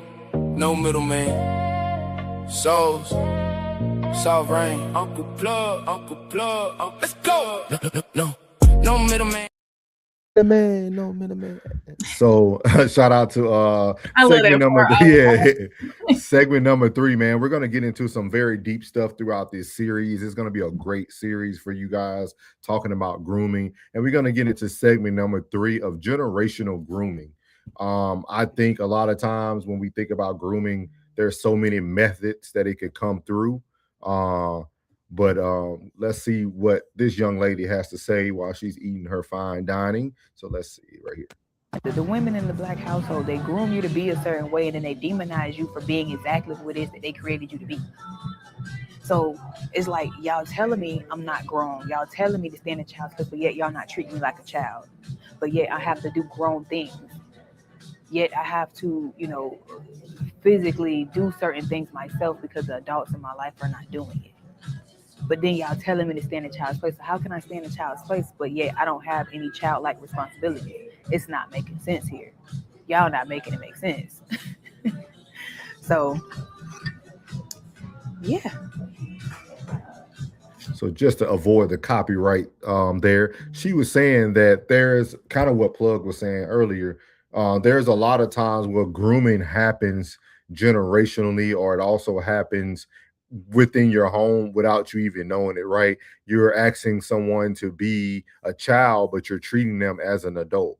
Like in this case, you have a 13-year-old who's at home watching your children, but then you're treating her as a child in certain scenarios or certain areas of their life. And she talked about that there's a lot of mothers, and that she even experienced it, that, hey, you're telling me one thing, but you're showing me another. And every day. And that's where like the grooming starts, right? Because grooming is not just someone having to say certain things to you, actions. There's a lot of different forms of grooming, which we'll discuss throughout this series. But I thought it was very neat of what she was saying about we're asking these young ladies to be a certain way, but we're showing them a whole nother way. So what is y'all thoughts on this about the generational grooming? Most mothers show their children manipulation at its finest. They and most mothers show their sons a very feminine approach on life. Because if you tell him to exhibit male attributes, he's going to say, how? Because you can tell him to be tough, or you can tell him to be assertive, you can tell him to be certain things, but he doesn't know. He's only been on the planet for so long. I mean, you know, he's only been here for X number of years, so he doesn't have that example. So when he doesn't get the answer that he looks for, he's looking somewhere else for that answer. And then that example may not be that. Just like that woman, you're showing what they've seen is you be a certain way, either with their father or with their brothers or even with your own brother. But they don't really know. You haven't really taught them how to be a woman. You haven't really taught them how to be a wife. You haven't really taught them how to be the individual that you assume. Most people might say in their mind while they're explaining something to that child, and in their mind, it makes sense to them. That child is completely confused. And just to get away from the conversation, they will nod and agree and walk away and not have any clue of what you just told them. It's too much of that going on. Most people wasn't taught how to teach the ones that they're teaching. Yeah. Everything comes with directions and instructions. Most people give instructions, no directions. Most people give directions, no instructions. It's not the same thing. Yeah. You may think it's the same thing. It's not the same thing. I could tell you, open that door. You walk up to the door, don't know what to do. All right, just grab that knob, turn it down this way. Okay, boom. Now that was direction with instructions. So most don't know. They don't know. And just to get away from the conversation, because they know they're not going to get the answer that they're seeking, they just nod and agree and walk away with nothing but utter confusion. Yeah. It's their responsibility to say, if you have brothers, to say, hey, I need you to come over here and talk to my son. I need you to come over here and talk to such and such. Maybe you can explain it better. Maybe if we tag team this, even if you don't have a man in the house, you at least have a brother, somebody who can help you explain it better. And I think the way she was saying that's manipulation, because what you're seeing, you're saying, I want you to stay in a child's place. Then how am I know what grown folks talk about? How am I know what they talking about? Because 9 times out of 10, y'all ain't talking about shit. Y'all ain't talking about nothing. Like real talk. Like this is worse than, I think it's worse than just grooming. It's something where it's neglect. It's information neglect. Because a lot of this stuff that we be talking about, man, like I think a lot of it just go over people's heads. They have an idea what we're talking about and we having a conversation, but I think it goes completely over their head. Because a lot of things that we talk about, I be sitting there going, damn, that was insightful. I'm 46 years old. I did a lot of living. And it still be like, damn, that made me think for a second. Like, and I'm like, damn, but that's something I should have known already. So I wonder how many people that's maybe, younger that have no clue of what's being said to them on a normal basis. Because most of them, that if you say their education level is low, they're reading at a such and such grade level. What are their comprehension skills? Yeah. And shout out to Jada Love. Welcome in. Make sure you hit that like button, subscribe. Mm-hmm. That's actually going to be a part of our next. We're doing a series on grooming, and I just seen that actually came up about the roadblocks and the gaming. Gaming is another. Yeah, gaming is another vessel, or whatever you want to call it. Yeah, a conduit for these things that happen. And I think Plug is definitely correct. And that's why, words are very important. Even the word says to train up a child. It doesn't say teach a child, doesn't say raise a child. It says train up a child the way they should go. Because to train someone, you have to do all those steps he was just mentioning, right? You don't train somebody and just throw them the book and tell them to go do it. You have to demonstrate, imitate, and repeat. You know what I mean?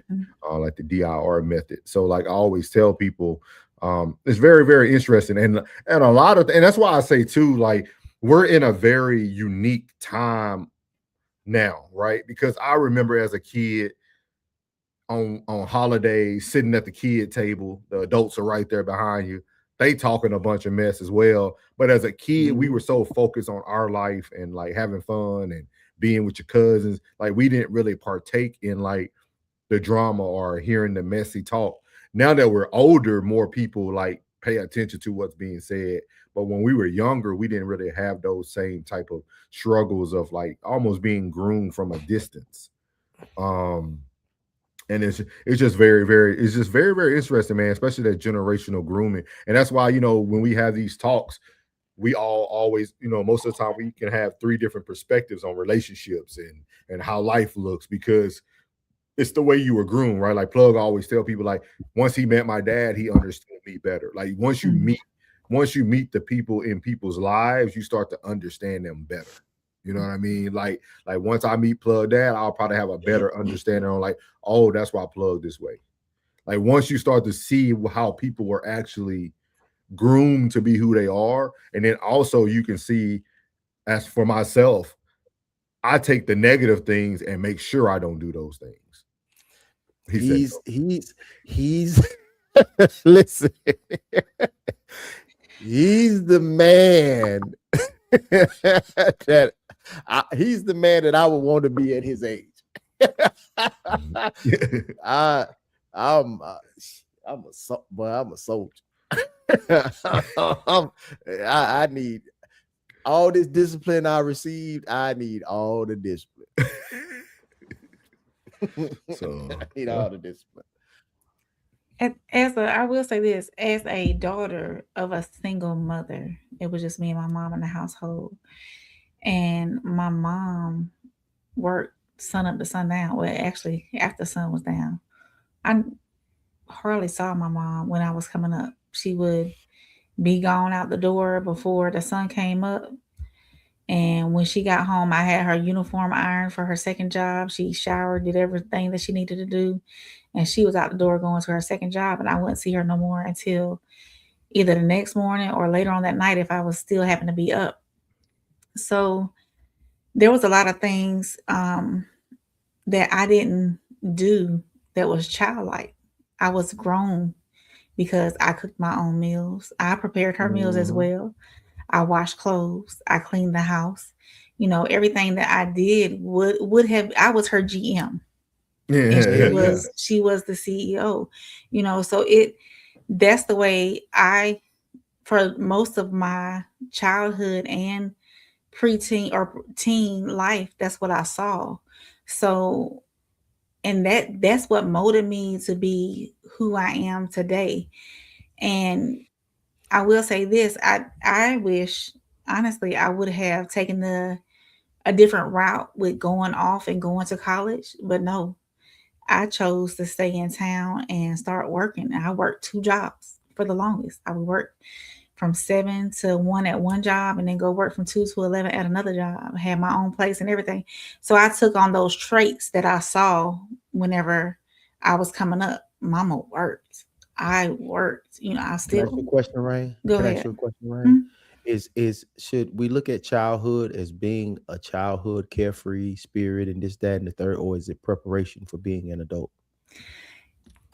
There is a point in life where you have to prepare yourself to be an adult, because if I'm a child, from me coming in this world all the way up to 18, how do I know where does that preparation start? Somewhere it's got to be cut off. If I'm a child, if I have childlike responsibilities, or I'm a child, period, from 0 to 18 years old, I'm gonna go into this world lost. So somewhere along the line in there, like preteen or 14, 15, 16, somewhere as a parents, we have to adjust and start teaching our children adult life, really, because if not, they're going to go in this world with no guidance, no financial responsibility, no, not knowing how to navigate adult circumstances. I believe if possible, the child should have a childhood, not not necessarily carefree childhood, but know the responsibilities of life. But somewhere before, it's our responsibility as parents to prepare our child for the world, I feel. So somewhere along those lines, I don't know what age is best, but somewhere we have to teach our children responsibilities of adulthood. If not, they're Right. going to go into the world and fail miserably as adults, or get it wrong until they figure it out themselves. Right. And maybe So and maybe they won't even figure it out. They'll be a failure throughout their whole adult life and never have anything or never be successful. So it's our responsibility as parents to set our child up for this world so instead of would it be sending them out best there if, on like, their own. what at what age would you start Ooh. showing your son your bills, like showing finances, showing your bills? Say, hey, let me show you these bills I pay, and let me show you exactly what I make. You know what I I wouldn't mean? say Like, showing him exactly like what bills, how bills are done, like at 8, 9, 10 years old. But there's little ways you can teach them and start showing them what savings is, having responsibilities, and their job is in the house, having responsibilities in the house to get paid. Showing them how to invest. There's all kind of technology out here now where you can show them, hey, this is your account. This can go into savings, and you need to invest this money here. And A Boogie has started that he's 10 and he started that. He has an account and you can see where his savings are, what he can spend where, how much he has at a time, and investments as well. So it's never too early to start to show them the concept of what something is. But to get into technical stuff until when we start comprehending and really understanding what all involves, what goes on, then that's different. So I don't know. I guess that would have to evolve over time because you can I would teach think I would think that you can teach a childhood. I would small think that concept. childhood is preparation. I would think that childhood is in preparation for being an adult. Um, you can enjoy your life through your adulthood. Yeah. You can enjoy your life through your adulthood. So I think we start with the room, or as a little toddler, you putting your toys away, and Yeah. that's in preparation for cleaning your whole room. Now you're cleaning your whole room. Now I Definitely. give you another task, and these different tasks that you do have different monetary value, and then I show you exactly why I'm paying you this, because I'm showing you exactly what I'm getting paid and what I take care of. And that'll take a lot of the questions. Well, mommy, can we have such and such? Remember what I showed you about our finances, right? We only have only a certain amount to do such and such. And that shows them, oh, okay, I understand now, because you showed me how much you pay for the lights and the water and the bills. And hey, mom, that costs a lot. Yeah, the longer you leave the light on, that's how much money gets taken out, because that takes away from our fun time. So Yeah. showing them that actually prepares them for that. Yeah. You want to try to eliminate all them little annoying ass questions that they gonna ask you. So you're Oh, I gonna don't want to, Mommy, how much money you got yeah. in your account? Enough. See, be like, what's enough? Enough. Now he doesn't know. Now he doesn't know what enough is. He doesn't know Yeah. a monetary value, especially when you're dealing with a male. You're dealing with a Mhm. male. A male needs Yeah. to know. We operate by numbers. If I know I got a rack in my account, I know I can do a rack worth of stuff. You know what I'm saying? But at the same time, if that same rack is coming in next week, I would want to. It's all purpose. I don't know, man. I'd be dangerous. It's all preparation. I get it. Mhm. Mhm. That's unique. That's unique. Because I would disagree. I think your children should live their life. They should enjoy their childhood. They shouldn't be worried about if I'm leaving the lights on, I'm affecting mommy and daddy's pockets. Like that's like, especially knowing your children. Some children are very like, let's say A Boogie for chance, if he's very protective of his mother. Once she gives him too much information, he now is worrying about things that only an adult should be worried Should about. worry about. Yeah, So that's why I say like you don't like I don't think you need to even be as direct as showing it. I guess it's different because technology is taking over today, so it makes parenting a little different. But in my upbringing, my dad just always gave us wisdom. Like my dad, like he never had to point it out, but my dad would always tell us, like, hey son, you see how you never want for anything? Hey, I still want you to be better than me. Like he didn't have to like explain to me what better looks like, or I just knew, okay, now I have a daughter at 18 years old. My daughter should want for nothing. Like, so how do I manage that? I manage it. And like even with my daughter now, she's 22 years old. And all I did was provide her basic knowledge and wisdom. Like I never really showed her a bunch of stuff because they're still going to be children. Even when they're in their 20s, they're still children. Like they still asking you for money. Like they still need to borrow money. Like it's just one of those things, like being there as a supportive parent and allowing them to embrace. I'm all about growth and trajectory. Like I'm always asking my daughter, like, hey, why aren't you doing X, Y, and Z? Like not even saving, like, hey, why aren't you traveling the world right now? You have no kids, you have no, like, how about you go see Thailand and see if that's something you go like I'm more about exploring, because when adulthood hits you, it's gonna hit you. Like it don't matter how much knowledge you got, how well you can save money. When the life hits you, it's gonna hit. Like it's good to be prepared, I guess. But I guess in my day of time, we were old, so compared to most of these people. But my dad just always gave us wisdom, and I remember everything my mother and father told me, not everything they did. Like I remember the small nuances of like, hey, I know what your daddy out there doing, boy. As long as he come home and take care of the house. Like I remember that still to this day. Like I remember those little sayings more than I remember like the actions of people. Like it was like the little deposits, kind of what I said today, like the deposits, right? Truth is depositing. You know what I mean? I think when we start to try to make this reading rainbow world, oh, come, let me show you how to save money. Like you're lying to them now, because they're only able to do that with your help. What are they going to do when they're only at Walmart because they couldn't get a job they wanted and they're making bare minimum, and now they're like, Dad, Uncle Floyd, you showed me to put 10% away, man. If I put 10% away, I got $10 left. Like now it doesn't look the same. Eat noodles.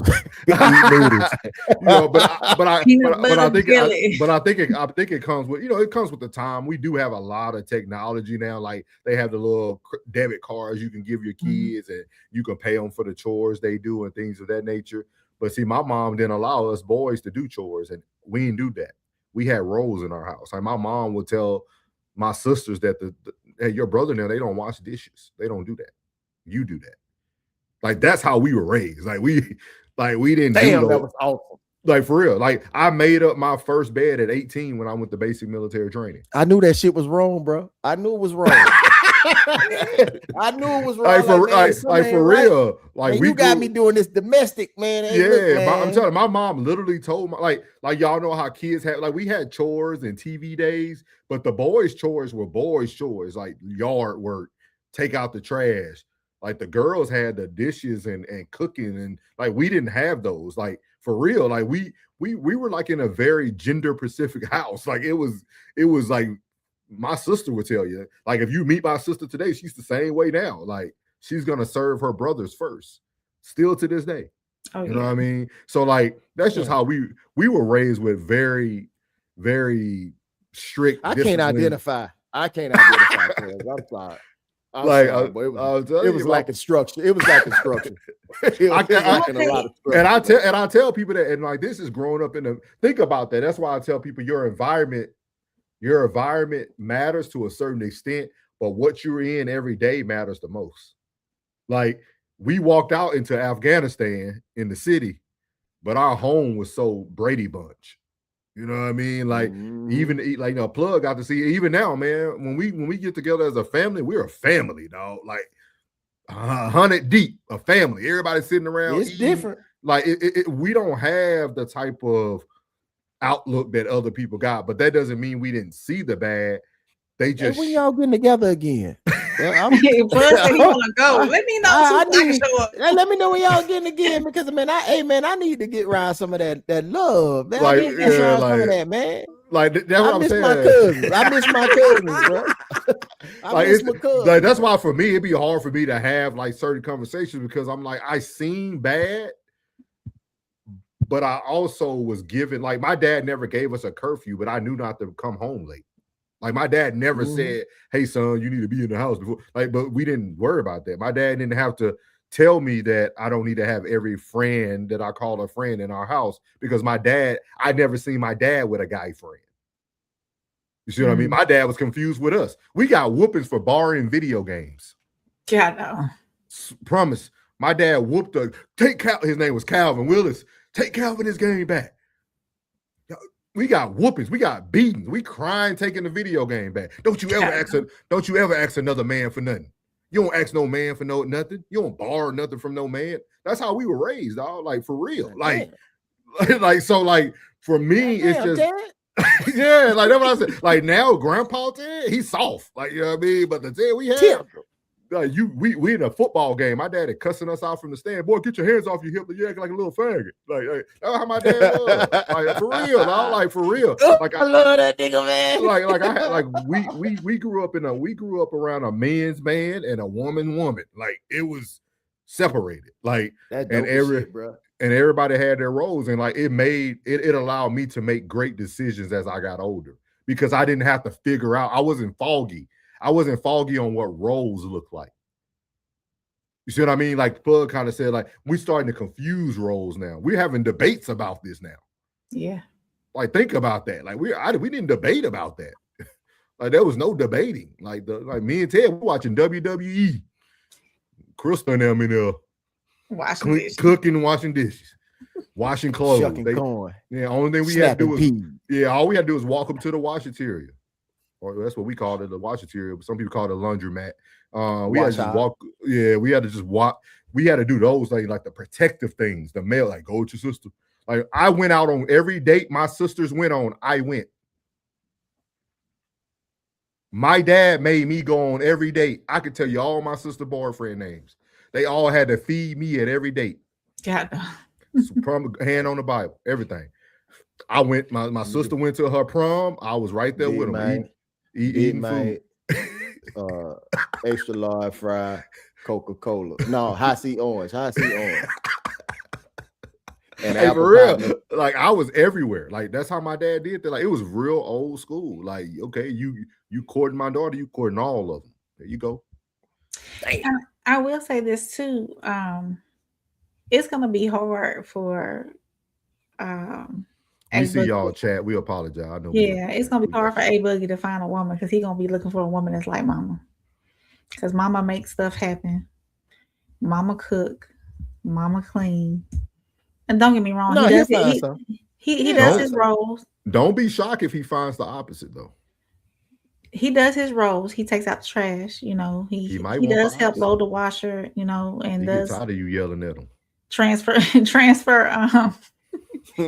clothes and stuff, and he puts his clothes away, and he keeps his room tidy and stuff like that.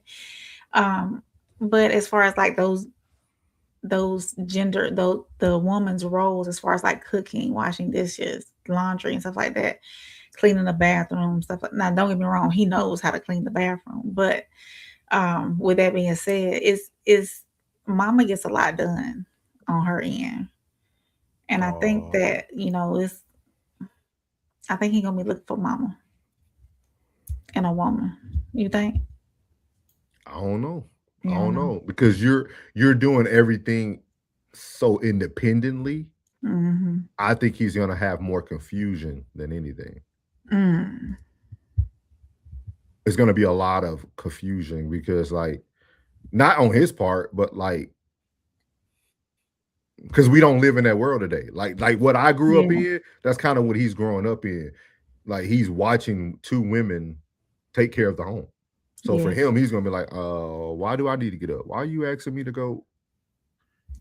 Like those women are gonna be disturbing his peace. like for real, because like that's a hard. I'm telling you, man. Like, my mom created a monster in me, man. Like, because I didn't understand it. You know what I mean? And like, I was blessed to get married at a young age, because I was able to mold my ex-wife. Right? I was able to mold her into what I needed her to be off of my experiences. You know what I mean? And the lack of her experiences, right? So like, I was able to, like, and she was so immersed in our family, she seen it too. So it wasn't second. It wasn't nothing new. You know what I mean? Right. So she knew. She knew. Yeah, she knew how JJ. Yeah. She knew how JJ got down. You know what I mean? JJ told her our marriage wasn't gonna work. You know what I mean? So like, you know, like that's just the way we rock. You know what I mean? So it's just very unique, man. Very unique. Muriel says she needed to be partnered better as well. If you have someone to look up to, you make better decisions. Penny said, not saying I agree with the time away from the house, but is it grooming or responsibility to watch your younger brothers and sisters when you're away? I don't think, when it comes to like, say for instance, if I had another child behind a boogie, I would not put that responsibility on him to assist in raising that child, as far as like, you know, hey, your mama going to go do this, you need to watch your brother or sister. No, I've never agreed with that. And Penny, I don't think grooming has to be intentional either. It could be indirectly grooming, just out of your lifestyle that you live. Like, so even though it might be a responsibility to watch the kids, indirectly that could groom that child in a different manner. Yeah. Muriel said that's why parents need to get babysitters from outside. My oldest never watched his siblings. He was a child. Penny says, see, but do you know these babysitters like that? Muriel said, yes, I used my trusted friend's wife and their college age children who wanted to make extra money. Shout out to JD. Is it Jada Love? She was talking. We definitely gonna be talking about that Roblox thing for you. So if you back tomorrow, you check it out. Yeah. Penny says sometimes it's the closest ones to the fam that be the predators. He said we provide too much. Man. I knew they were gonna hit plug. Man. I knew they was gonna hit plug. I knew. I'm telling you, man. Golly, man, y'all stop. Stop, man. Damn, you can't trust nothing. God. Penny said we provide too much access to our youth. Bridget said that stuff is on here, laughing but serious. Jada said they need to get it together before their platform gets shut down. Muriel said, as parents, it is important to talk to your children and always keep an open door policy for all their questions and concerns. I have preached that even at a young age with mine. Look, mommy, you need to talk to me. I can't do anything for you if you not telling me the whole situation. Muriel said, true, Penny, that's why you have to truly invest in knowing who you have in your circle. Jada said, it also can be the people closest to you. Penny said, facts, Muriel. Jada said, last school year, I heard it on the radio about Roblox. I was so mad. Plus, they banned Schlep. Jada said, let him back on the platform. Bridget said, with peers, did you feel they were kids compared to you? Who are you asking that to, Bridget? Was it Plug or Rain? Rain? For Rain. Oh, okay. For Rain. With peers, did you feel they were kids compared to you? You talking about when I was growing up, Bridget? Is that what he's referring to? Yeah, when you growing up. Yeah, when you was growing up. I no, because honestly, we all, most of the people the neighborhood that I was in, they were single parent homes. You know, we were all in just about the same boat. But my white friend and my two Hispanic friends, of course, they have the nuclear family, the mom, the dad, brothers and sisters. So, but unfortunately, on the black side of where I lived, most of those families around there were single parent homes. So we had to do what we had to do. Plug, what you laughing about? Huh? What you laughing about? Don't mind me. It's 8-year-olds in Africa playing major roles in the family. Yeah. Jada said, what if they are autistic? Definitely can relate there, ma'am. Gotcha. Yeah. Muriel said the preparation starts when they become teenagers. Before that, let that child be a child and get to experience childlike things. Penny said there's a lot of lost 0 to 18-year-olds with no basic skills. We are headed into a lost generation without Google or a cell phone. That's My very true. sentiments exactly. My That's sentiments very exactly. true, boy. Muriel said, but we start our kids off with chores. Like my kids have chores. They wash dishes, they clean, they sweep them, they mop the kitchen. You know, that kind of stuff is teaching them responsibility. Richard said, I'll tell them at 6. Just make a comment. They'll get you and ask when they are ready. Muriel said, if you teach them to budget and how to save for every chore you do in my house, you get money. Then you have to save a percentage. Penny said, train up a child in which they should go, and when they are older, they will not depart. Muriel said, yes, Penny. Muriel said, I don't show my kids my struggle. They do not need to carry my burdens. Richard said, either he'll be lazy or want everything himself, go months without telling him to clean and see what he wants to do. Richard said, plug got elephant's memory. So does soul. Penny said, define grooming, souls. I got you. I'm gonna let the big man, that's creating manipulation plans. Give me one second. And then we do for Miles, we need to go over manslaughter and murder. Yeah. So grooming is a pattern of behavior in which someone gradually builds trust, emotional dependence, or influence over another person in order to exploit, manipulate, or abuse them later.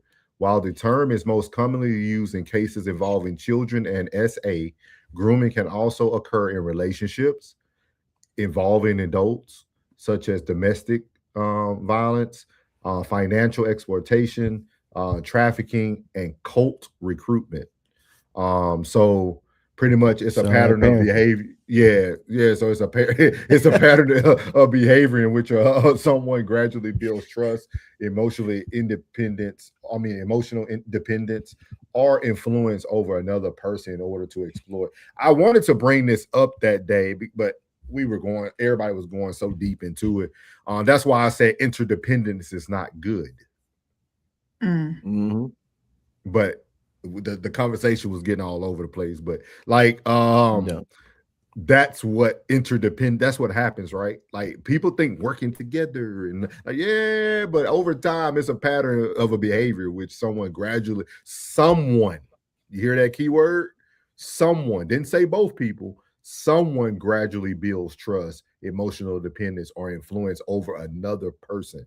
And that's usually what happens, right? That video we showed to you guys a week ago about the wife wanting to have the conversation with the husband about work. You see what I mean? Like over time, he groomed her to stay home and be a mom. Yeah. Like, why are you asking for all this stuff now? You're really pissing me off. That's what he said, right? Yeah. But she became dependent on him. That influence, that, and he was able to manipulate it. And some people would have called that verbal abuse, depending on how they see things, right? So all this stuff intertwines. All this stuff intertwines, man. That's why I said I'm a big component of having the full conversation and not taking certain things out of context to create your own narrative. I think we have to do better at like really having a full conversation, because there's so many things that you learn throughout life or your career or whatever your specialty is that implements a lot of these different things within it. Mario said there was no such thing as a boy chores or girl chores. They were children chores. Not in our house. Not in our house. I agree the way you was raised up, bro. Real talk. I agree all the way through. I'm man. I think certain things you shouldn't be doing, bro. I think you should have I think you should be, how it's done. Yeah. You should know how to complete that task. I was the baby, right? I was a mama's boy. So I always watch my mother cook so I can cook, because I always watch my mother. I watch my mother pour the Coca-Cola over the ham on Thanksgiving and let it coat up and get the sugar coating from the Coca-Cola. Like, I watch how she prepared things, but I also see my mom get up every day and drive to her mother's house and make certain food for her grandfather. I mean, for my grandfather, which was her father. Like, think about that. Like, I don't think people understand like how people are raised. Like my grandmother would call us to drive to her house just to bring the garden hose around the house so that the other side of the grass can get watered. Hey, y'all come over here. So Oh, she had that sprinkler like this right here. Yeah. She had that sprinkler. So she would so in the morning we would get up and go to my grandmother's house and cut it on in the front yard. And then mid-afternoon, y'all know they watching Young and Restless, One Life to Live, you know, all that stuff. Like, she would call us back over there, and my grandmother would ask us to, now can you get, hey Joyce, can you bring the boys over to move the water to the backside? Yeah, I'm gonna pay them. My grandma paid you for everything now. She was very welcome. My mom, Gracie Hamilton, rest her soul. She ain't gonna ask you to do nothing for free, boy. She paid for everything. Yep, she paid for everything. I can hear that right now. Yeah, it was nothing. Send them boys over here. I'll pay him. She had that Buick Regal that never left under the shed. Looked like it never been drove. Yeah. Ooh, they still got it. Yeah. My uncle had it at one point. I don't know if they still got it now. Man, if he got it, man, tell him that. She used to have that Humpty Dumpty in the window. Yeah. What color it was? What color it was? It was like a light blue.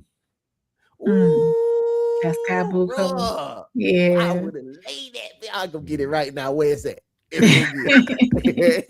Like, for real. And then when you go to our hometown, if you look up so my grandfather owned a bunch of land on North Market. It's still there. And he used to rent out all the buildings for like people that did like tenants and like taxes and all that. So it was like a financial building. It was a black and yellow building. So Hosey Hamilton, man, that was my guy. But yeah, so everything was about money for them. So I had a very unique childhood, man. Very, very unique childhood, man. It was different from probably most. Like, even though we lived in the worst apartments, everybody wanted to come to our house all the time. Yeah, Mama was the neighborhood mama. Mom Dukes. They called her Mom Dukes. Penny said it looks funny when me wearing faded pink socks because they can't do laundry. When men, Mira said exactly, Penny. Nah, you watch the woman, they'll show you how to sort your stuff. And then you learn by your failures. Don't ever think it's a bad thing. You learn by your failures. Mira said I was raised with a single parent and grandparent. Yeah. And I think some men go get women because they're afraid to do it on their own. Richard said I washed dishes maybe 4 times. Mostly my mom was teaching me to be considerate because she'll clean and I'll put 10 dishes in the sink. I felt that one. See, Richard know. Richard said, but yeah, my fanboys don't do dishes. Yeah, see, I'm telling you, man. My fams, we don't do that, man. Still to this day, the men get served first. All types of stuff, man. We got a lot of written dishes, so I do that when I'm cooking and whatnot. I make sure I make sure my baby gets served first, you know, and then I'll sit down at the end and take care of me later, you know. So it goes a long way. So we're gonna close it out with this last segment called Souls Talks.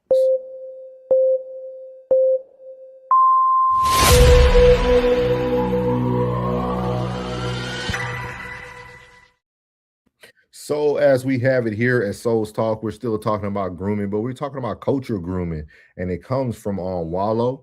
I actually have an amazing video tomorrow. I think y'all are really going to enjoy. It's from 21 Savage. So, but here goes Wallow talking about his experience of grooming. So there is a scenario you talk about in the book too, Brenda. You were like 13 years old. Go ahead. And she was almost 30. Wow. No, I wasn't 13. I was 17. Oh, She you were was 31. 17? Okay. 17 and 31. All right, but she had been grooming you pretty much. I ran up on her. I know, I ran up on her, and she was in the way it really. I ran up on her. She's in a store, and then like shot my shot, and it was on. While you were in jail, you realized at the time it felt like you lit, and this happens a lot with young men. Yeah, you know, you get with the older women, and you feel like you're the man, but later on in life, you're like, was I taken advantage of? Yeah. And when you think about that now, how do you think? How do you frame that in your head? You know what's crazy? It's wild. A couple years back, I was speaking at Charlemagne, the health thing he had, the mental health joint. And I spoke about something. I said, we don't talk about in our community, and it's crazy, and it's major in the Black community, pedophilia, right? A lot of times it's usually the older black men dealing with the younger the women. women. And a lot of women experience that on a high level in their communities. Right. And that's why there's a lot of trauma later on with relationships and things, because it's issues that never was dealt with. They never spoke to nobody about it. Sometimes it got overlooked, and then I think a lot of times in our mind is encouraged. The aunt might be like, girl, you better go talk to him. He got money. Or he got a car, or He he get got money. So- he got so a the same- job. He buying a sneakers. So the same thing with a young guy, you like, damn, you winning. I'm the man. It can mess you up because you don't really know. You thinking you winning, sometimes you losing. Especially in our community, the women be taking it be destroying a lot of the sisters. Right. And because they don't talk about it. A lot of them don't talk about it, but you hear it a lot. But so now that I'm asking you, how did you frame that? Like when you think about it now, today, when you were 17 years old, she was 31 years old. Like, how do you think that affected you? Because you wrote about it in the book, so it's got to be more. It was deep because I'm like, damn, what happened? Because you don't know. And then I'm looking at it like, and I think what really made me think about it, but it's like the girls that was my age, they wasn't talking to us. They was talking to the older guys. girls. Yeah. So it was like, what the fuck was going on in the community? Because it was like all the girls that we liked, they wouldn't pay us no attention. I was 15 with a 24-year-old. You Had no business doing that. You see what I'm saying? So it was like, it was just deep. It was deeper than, and so I was just trying to break down, like put it out there. It's just like, yo, we got to be more on point with this. Right. You know what I mean? Because it's. So there you have it, man. I thought it was a great way to end the show talking about this area. Like I said, this I don't know how long the series is gonna go because I said 2-part. We probably can finish it tomorrow, but I think let's run it, man. Yeah, we might have a lot of Keep it going. we might have a lot of opportunities to talk about this, so we can finish off this topic. Just Wallow talking about the cultural grooming. And I do want to answer a little Penny before you guys give your thoughts. He said if he pursued, was it grooming? Grooming has nothing to do about who's the pursuer. If you think about that definition, right, it's all about the actions over time, right? It says grooming is just a pattern of behavior, which is someone gradually builds trust, emotional dependence, or influence over another person in order to exploit, manipulate, or abuse them later, right? So like, that doesn't mean Wallow went into that situation wanting to be manipulated or anything of that nature. He went in because he seen what he thought at the time was an attractive lady, and he jumped down on it. Now, I think the grooming comes. The reason why I would throw the grooming on her is because she should know better, right? Like when you heard that young lady, right? She was 15 with a 24-year-old. That's fucking crazy. But think about how that man will be perceived today. Like that was very normal. I won't say it was normal, but it was. We've seen people back in their time, like early 80s and stuff, and late like mid 70s, 60s, 70s. People got married like that. Like you'll see a young couple where the man might go get him a 16, 17-year-old woman. Yeah. So like even the music. For you, it'll never change. R. Kelly and Aaliyah. They got me. So like when you think about that, I just feel like the cultural grooming is very strong. But how do y'all feel about this? Because he brought up a topic that we heard a lot from men, right? Women dating older men when they're in school or getting picked up from their high school from a dude who graduated 16 classes ago. You know what I mean? So like, how do y'all feel about what Wallow said and also the cultural grooming? I can give you a scenario of why that happens. Go ahead. Okay. Some of those best times that young lady had was at that age. And then when she got to her age that she was at, and the men that was in her age, most men start coming into themselves and start earning and really understanding life around that 28 to 33 range. So now you're not getting that same attention. You're not getting that same young man vitality, that 4, 5, 6 times bite. You know what I mean? Because you got bills now, you got responsibilities now, you got your head ain't in the same place. You using the big head instead of the little head while you're doing whatever you're doing now. So now that joy that she felt, in a relationship was when she was that age. And I think that's what happens in the mind of that pedo, that's older man, that young lady that you couldn't achieve because they were dating older when they was younger. you want to go back to that time and capture. She reminds you, like you see when you see them shows where the dude captured a woman and say, "You remind me of Cynthia when we were in high school," and you're like, you know what I'm saying? But that's where their mind is at. That was that time where, you know, just get into the mind of a predator. You know what I mean? That's how you. I thought you That's how say you get into a mind of a maniac. They are maniacs. They are maniacs. You know, you could go find Cynthia now. Cynthia trying to date your age now. You know what I'm saying? So that's what happens. I think a lot of people try to live in that nostalgia. I think that's why a lot of people still watch anime, because that time as a child, you had the best time as a child watching those Saturday morning cartoons that you just want to have that feel. You want that rush of teen spirit again. So that's what they do. So they try to revert back to a time when it was good, because now it's so hectic that being you grown now, you got responsibilities now, you got kids now, whatever your life may give you right now. So you just try to get that nostalgia back.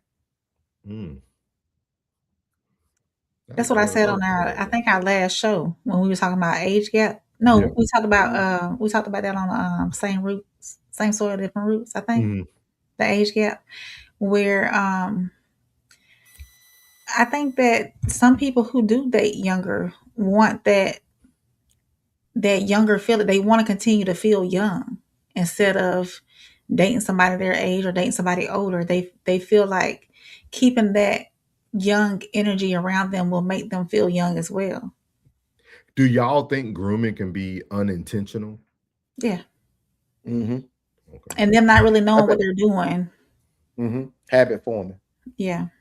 You know what I mean? And you trying to put somebody in, you trying to make somebody just like you. You want another version of yourself. Some of the common tactics they call is like love bombing, creating emotional or financial dependence, isolating a person from family and friends, slowly crossing personal boundaries is a big one too. Bruh. This might be. I live that, cuz. I live that, cuz. I'm telling you, I live that. I'm telling you. Some things that make you go, you know, you just get looking at somebody like, no, you're really trying me right now. Like it be so slick until you catch it, and you be like, man, you trying me right now. Before I read y'all a common warning sign, who do you guys think groom more, men or women? Women. Women, because women are more manipulative than men are. Okay. And what made me think about it, because one of the common warning signs is seeking excessive one-on-one time. Ooh, I need to see. I haven't seen you in so long. Like when you think about some of these things, right? Like when you think about ignoring or testing boundaries, women do that very heavily, right? Trying to separate someone from trusted people, making a person feel responsible for the relationship. You know what I mean? Like my sister got hit. She got hit. Hey, go ahead. Wipe that off. I ain't seen you in so long. When am I gonna see you again? That's grooming. Hey, what you doing this weekend? Can I come see you? Can I come pick you up? I'll come pick you up. Let me come pick you up from the club. Women do that, boy. A woman would make they'll arrange everything. Oh yeah, we trying to make it easy for you. Yeah, because we want to. This might be very good. We're grooming you to want to spend time time. with us. Come see monkey me. time. I'm ready for you too. I haven't seen you so long. It's time. It's been time. Very good. So this is great. We're gonna be bringing. What was the answer? What was the answer? What was the answer? Which way? She said woman. I say no. What was the answer you got in front of you?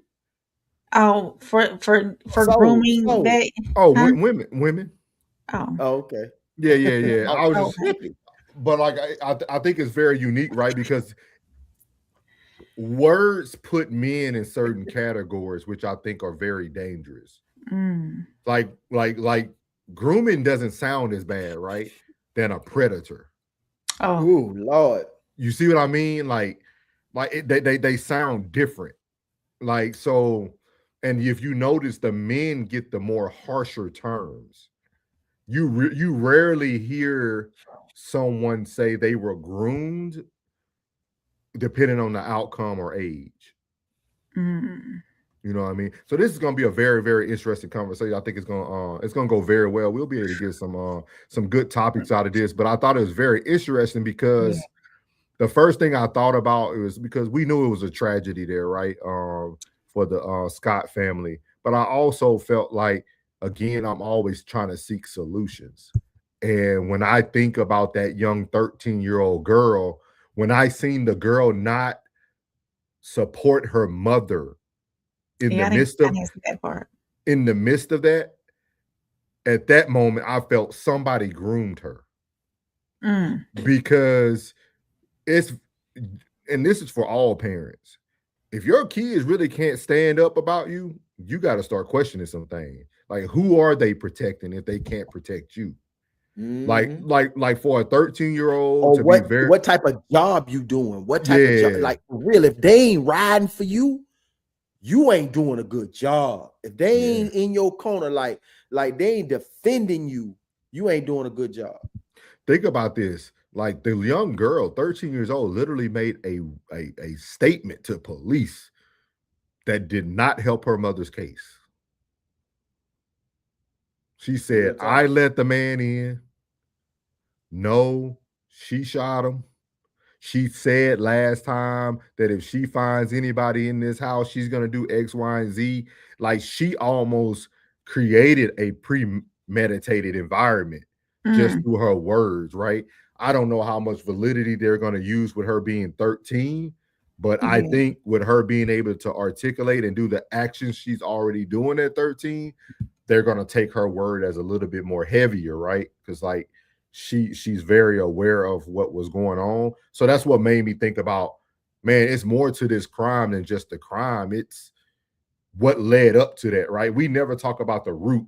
We always talk about the outcome. There's a root that gets this woman. Miss Scott didn't just wake up today and choose violence. She woke up and reacted off of something that she has repetitively talked about, right? Because the daughter said it.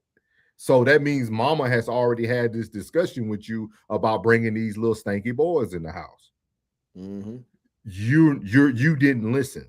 So at the end of the day, there was a lot of different things at the root of this that caused this to now be the thing that was the tipping point. There's always a tipping point to everything. So just something to think about. I always think about that, and that actually comes from the book Tipping Point by Malcolm Gladwell. Like everything has a reason, a rhyme or reason. Like nothing just happens overnight. Nobody just wakes up and say, today, that's what I'm doing. It's something that led up to it, but sometimes we have to take the time to do this content, create actual conversations and dialogue, and figure out why we are where we are today. And I think we're getting there. I think we're starting to talk about grooming, which is something I really don't hear a lot about on the internet. You know, I looked up and seen like mental health workers talk about it, like 6 steps to know if you're being groomed. But like you really don't hear about it from all these different levels. Like shout out to the Jada young lady, you know, video games. Like that's heavy. That's something that our kids are touching every day, every minute, hours on end. So, and even here, y'all, like even here, man, y'all see some of the stuff people put in the chat. Like people say some of the craziest things, man. So to grown folks that make you say, what the fuck is wrong with you? Wow, man. So we're gonna keep this series going, man. Appreciate y'all, man. Y'all got anything for them plug or Rain before Rain closes out for us? Appreciate everybody who tuned in today as well. Hey, big blessing to everybody in the chat that kept the conversation moving. Thank y'all so much for being here, man. We really appreciate y'all here on Money Making Monday. No middleman. Really appreciate y'all. Definitely. Make sure y'all stay tapped in because this is going to be an awesome series that we are developing and rolling through. So, do you want me to read that comment? Yeah, go ahead. Richard said, grooming is bad, or is that a word? Isolating them could be a good thing. One-on-one can be good. These are just names with the bad zoomed in. Yeah, I like that. Yeah. Mira said, Penny said, Rain got the script down. Muriel said, I'll be grooming them to read these books and stay inside. And she's laughing. And Richard said 100. Penny said Rain was a sugar mama in a past life. And Richard, I'll get you the wrench on the other side. I think you on the Raw Society. I'll get you a wrench on that side tonight, so you can have the wrench when you're on either side. Yeah. Penny said, I think TV and movies condition kids to be rebellious these days, making them grow up too fast with a sense of independence. We got it coming for you, Penny. You know, I like to start it off slow. We can't hit them with all of it. You know, that'd be too hard. Penny said, but that's where you get little girls watching reality TV emulating grown women. Just like that bus. Where are my scammers? Yeah. Penny, make sure y'all hit that like and subscribe button while y'all are here. And Richard said 100. And before Rain close out the show, man, y'all go catch an amazing show by Plug and Doe today. Great show, man. His story time was amazing. His story time was amazing on Sunday too, y'all. Like we talked about, we ended up detouring from our sports show yesterday. Like it was like I don't think I was telling y'all, man, if y'all are, I know sometimes we want to click and get all the exciting stuff, right?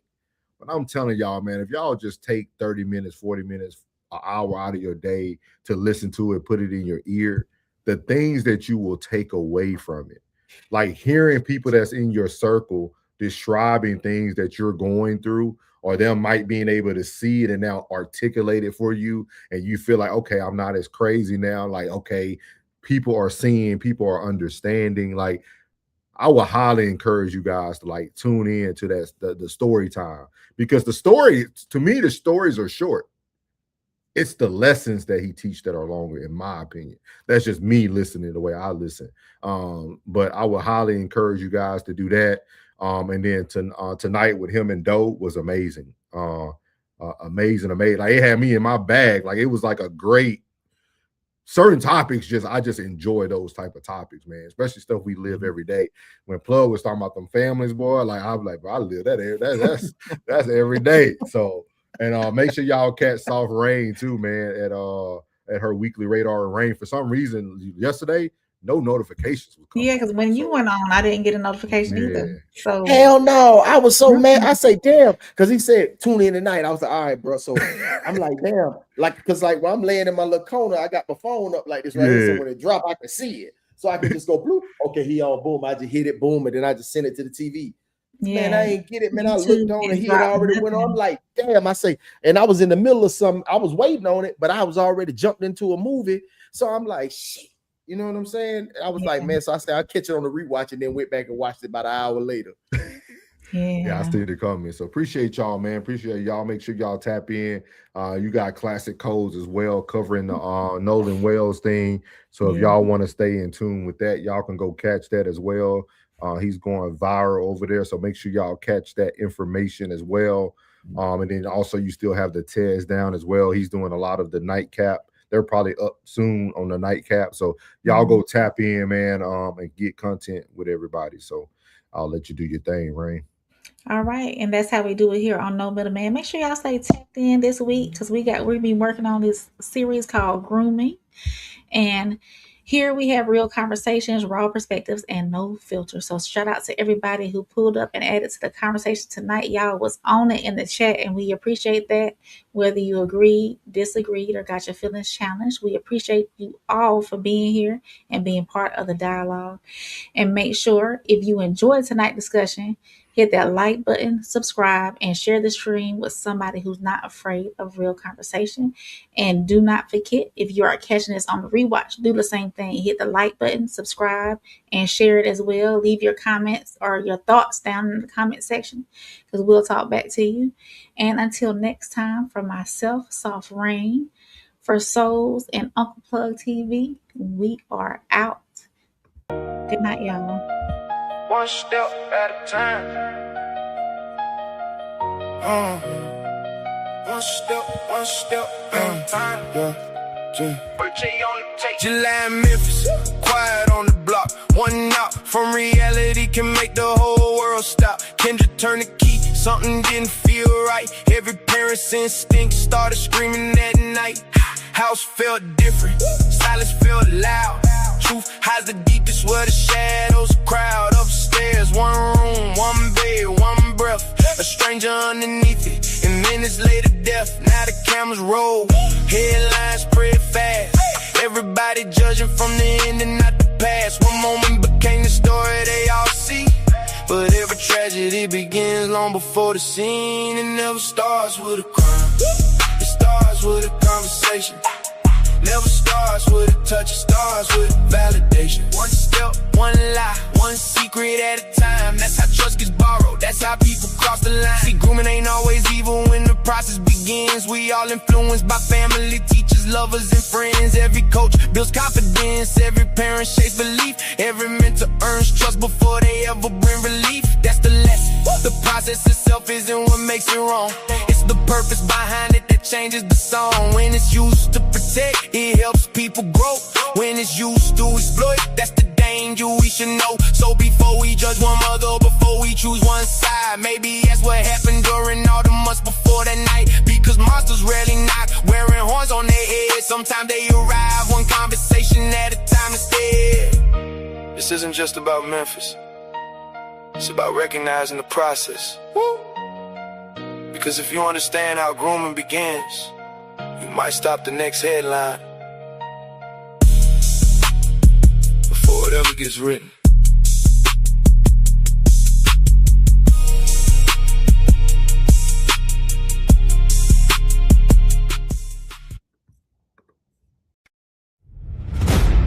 Yeah.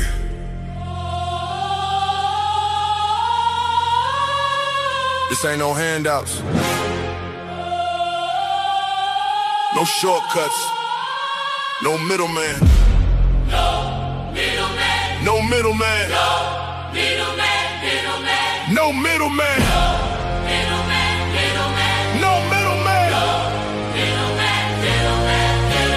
No No middleman, I get it direct. Pressure talk, I don't deal in the flex. Cut the line, I don't wait, I collect. If it's mine, I'ma claim my respect. No middleman, I move with intent. Boss moves only, every dollar was spent. No favors, no deals, no rent. Built from the ground, now the whole game bent.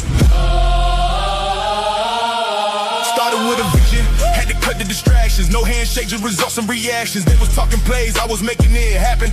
Turn losses to losses, then flipped it to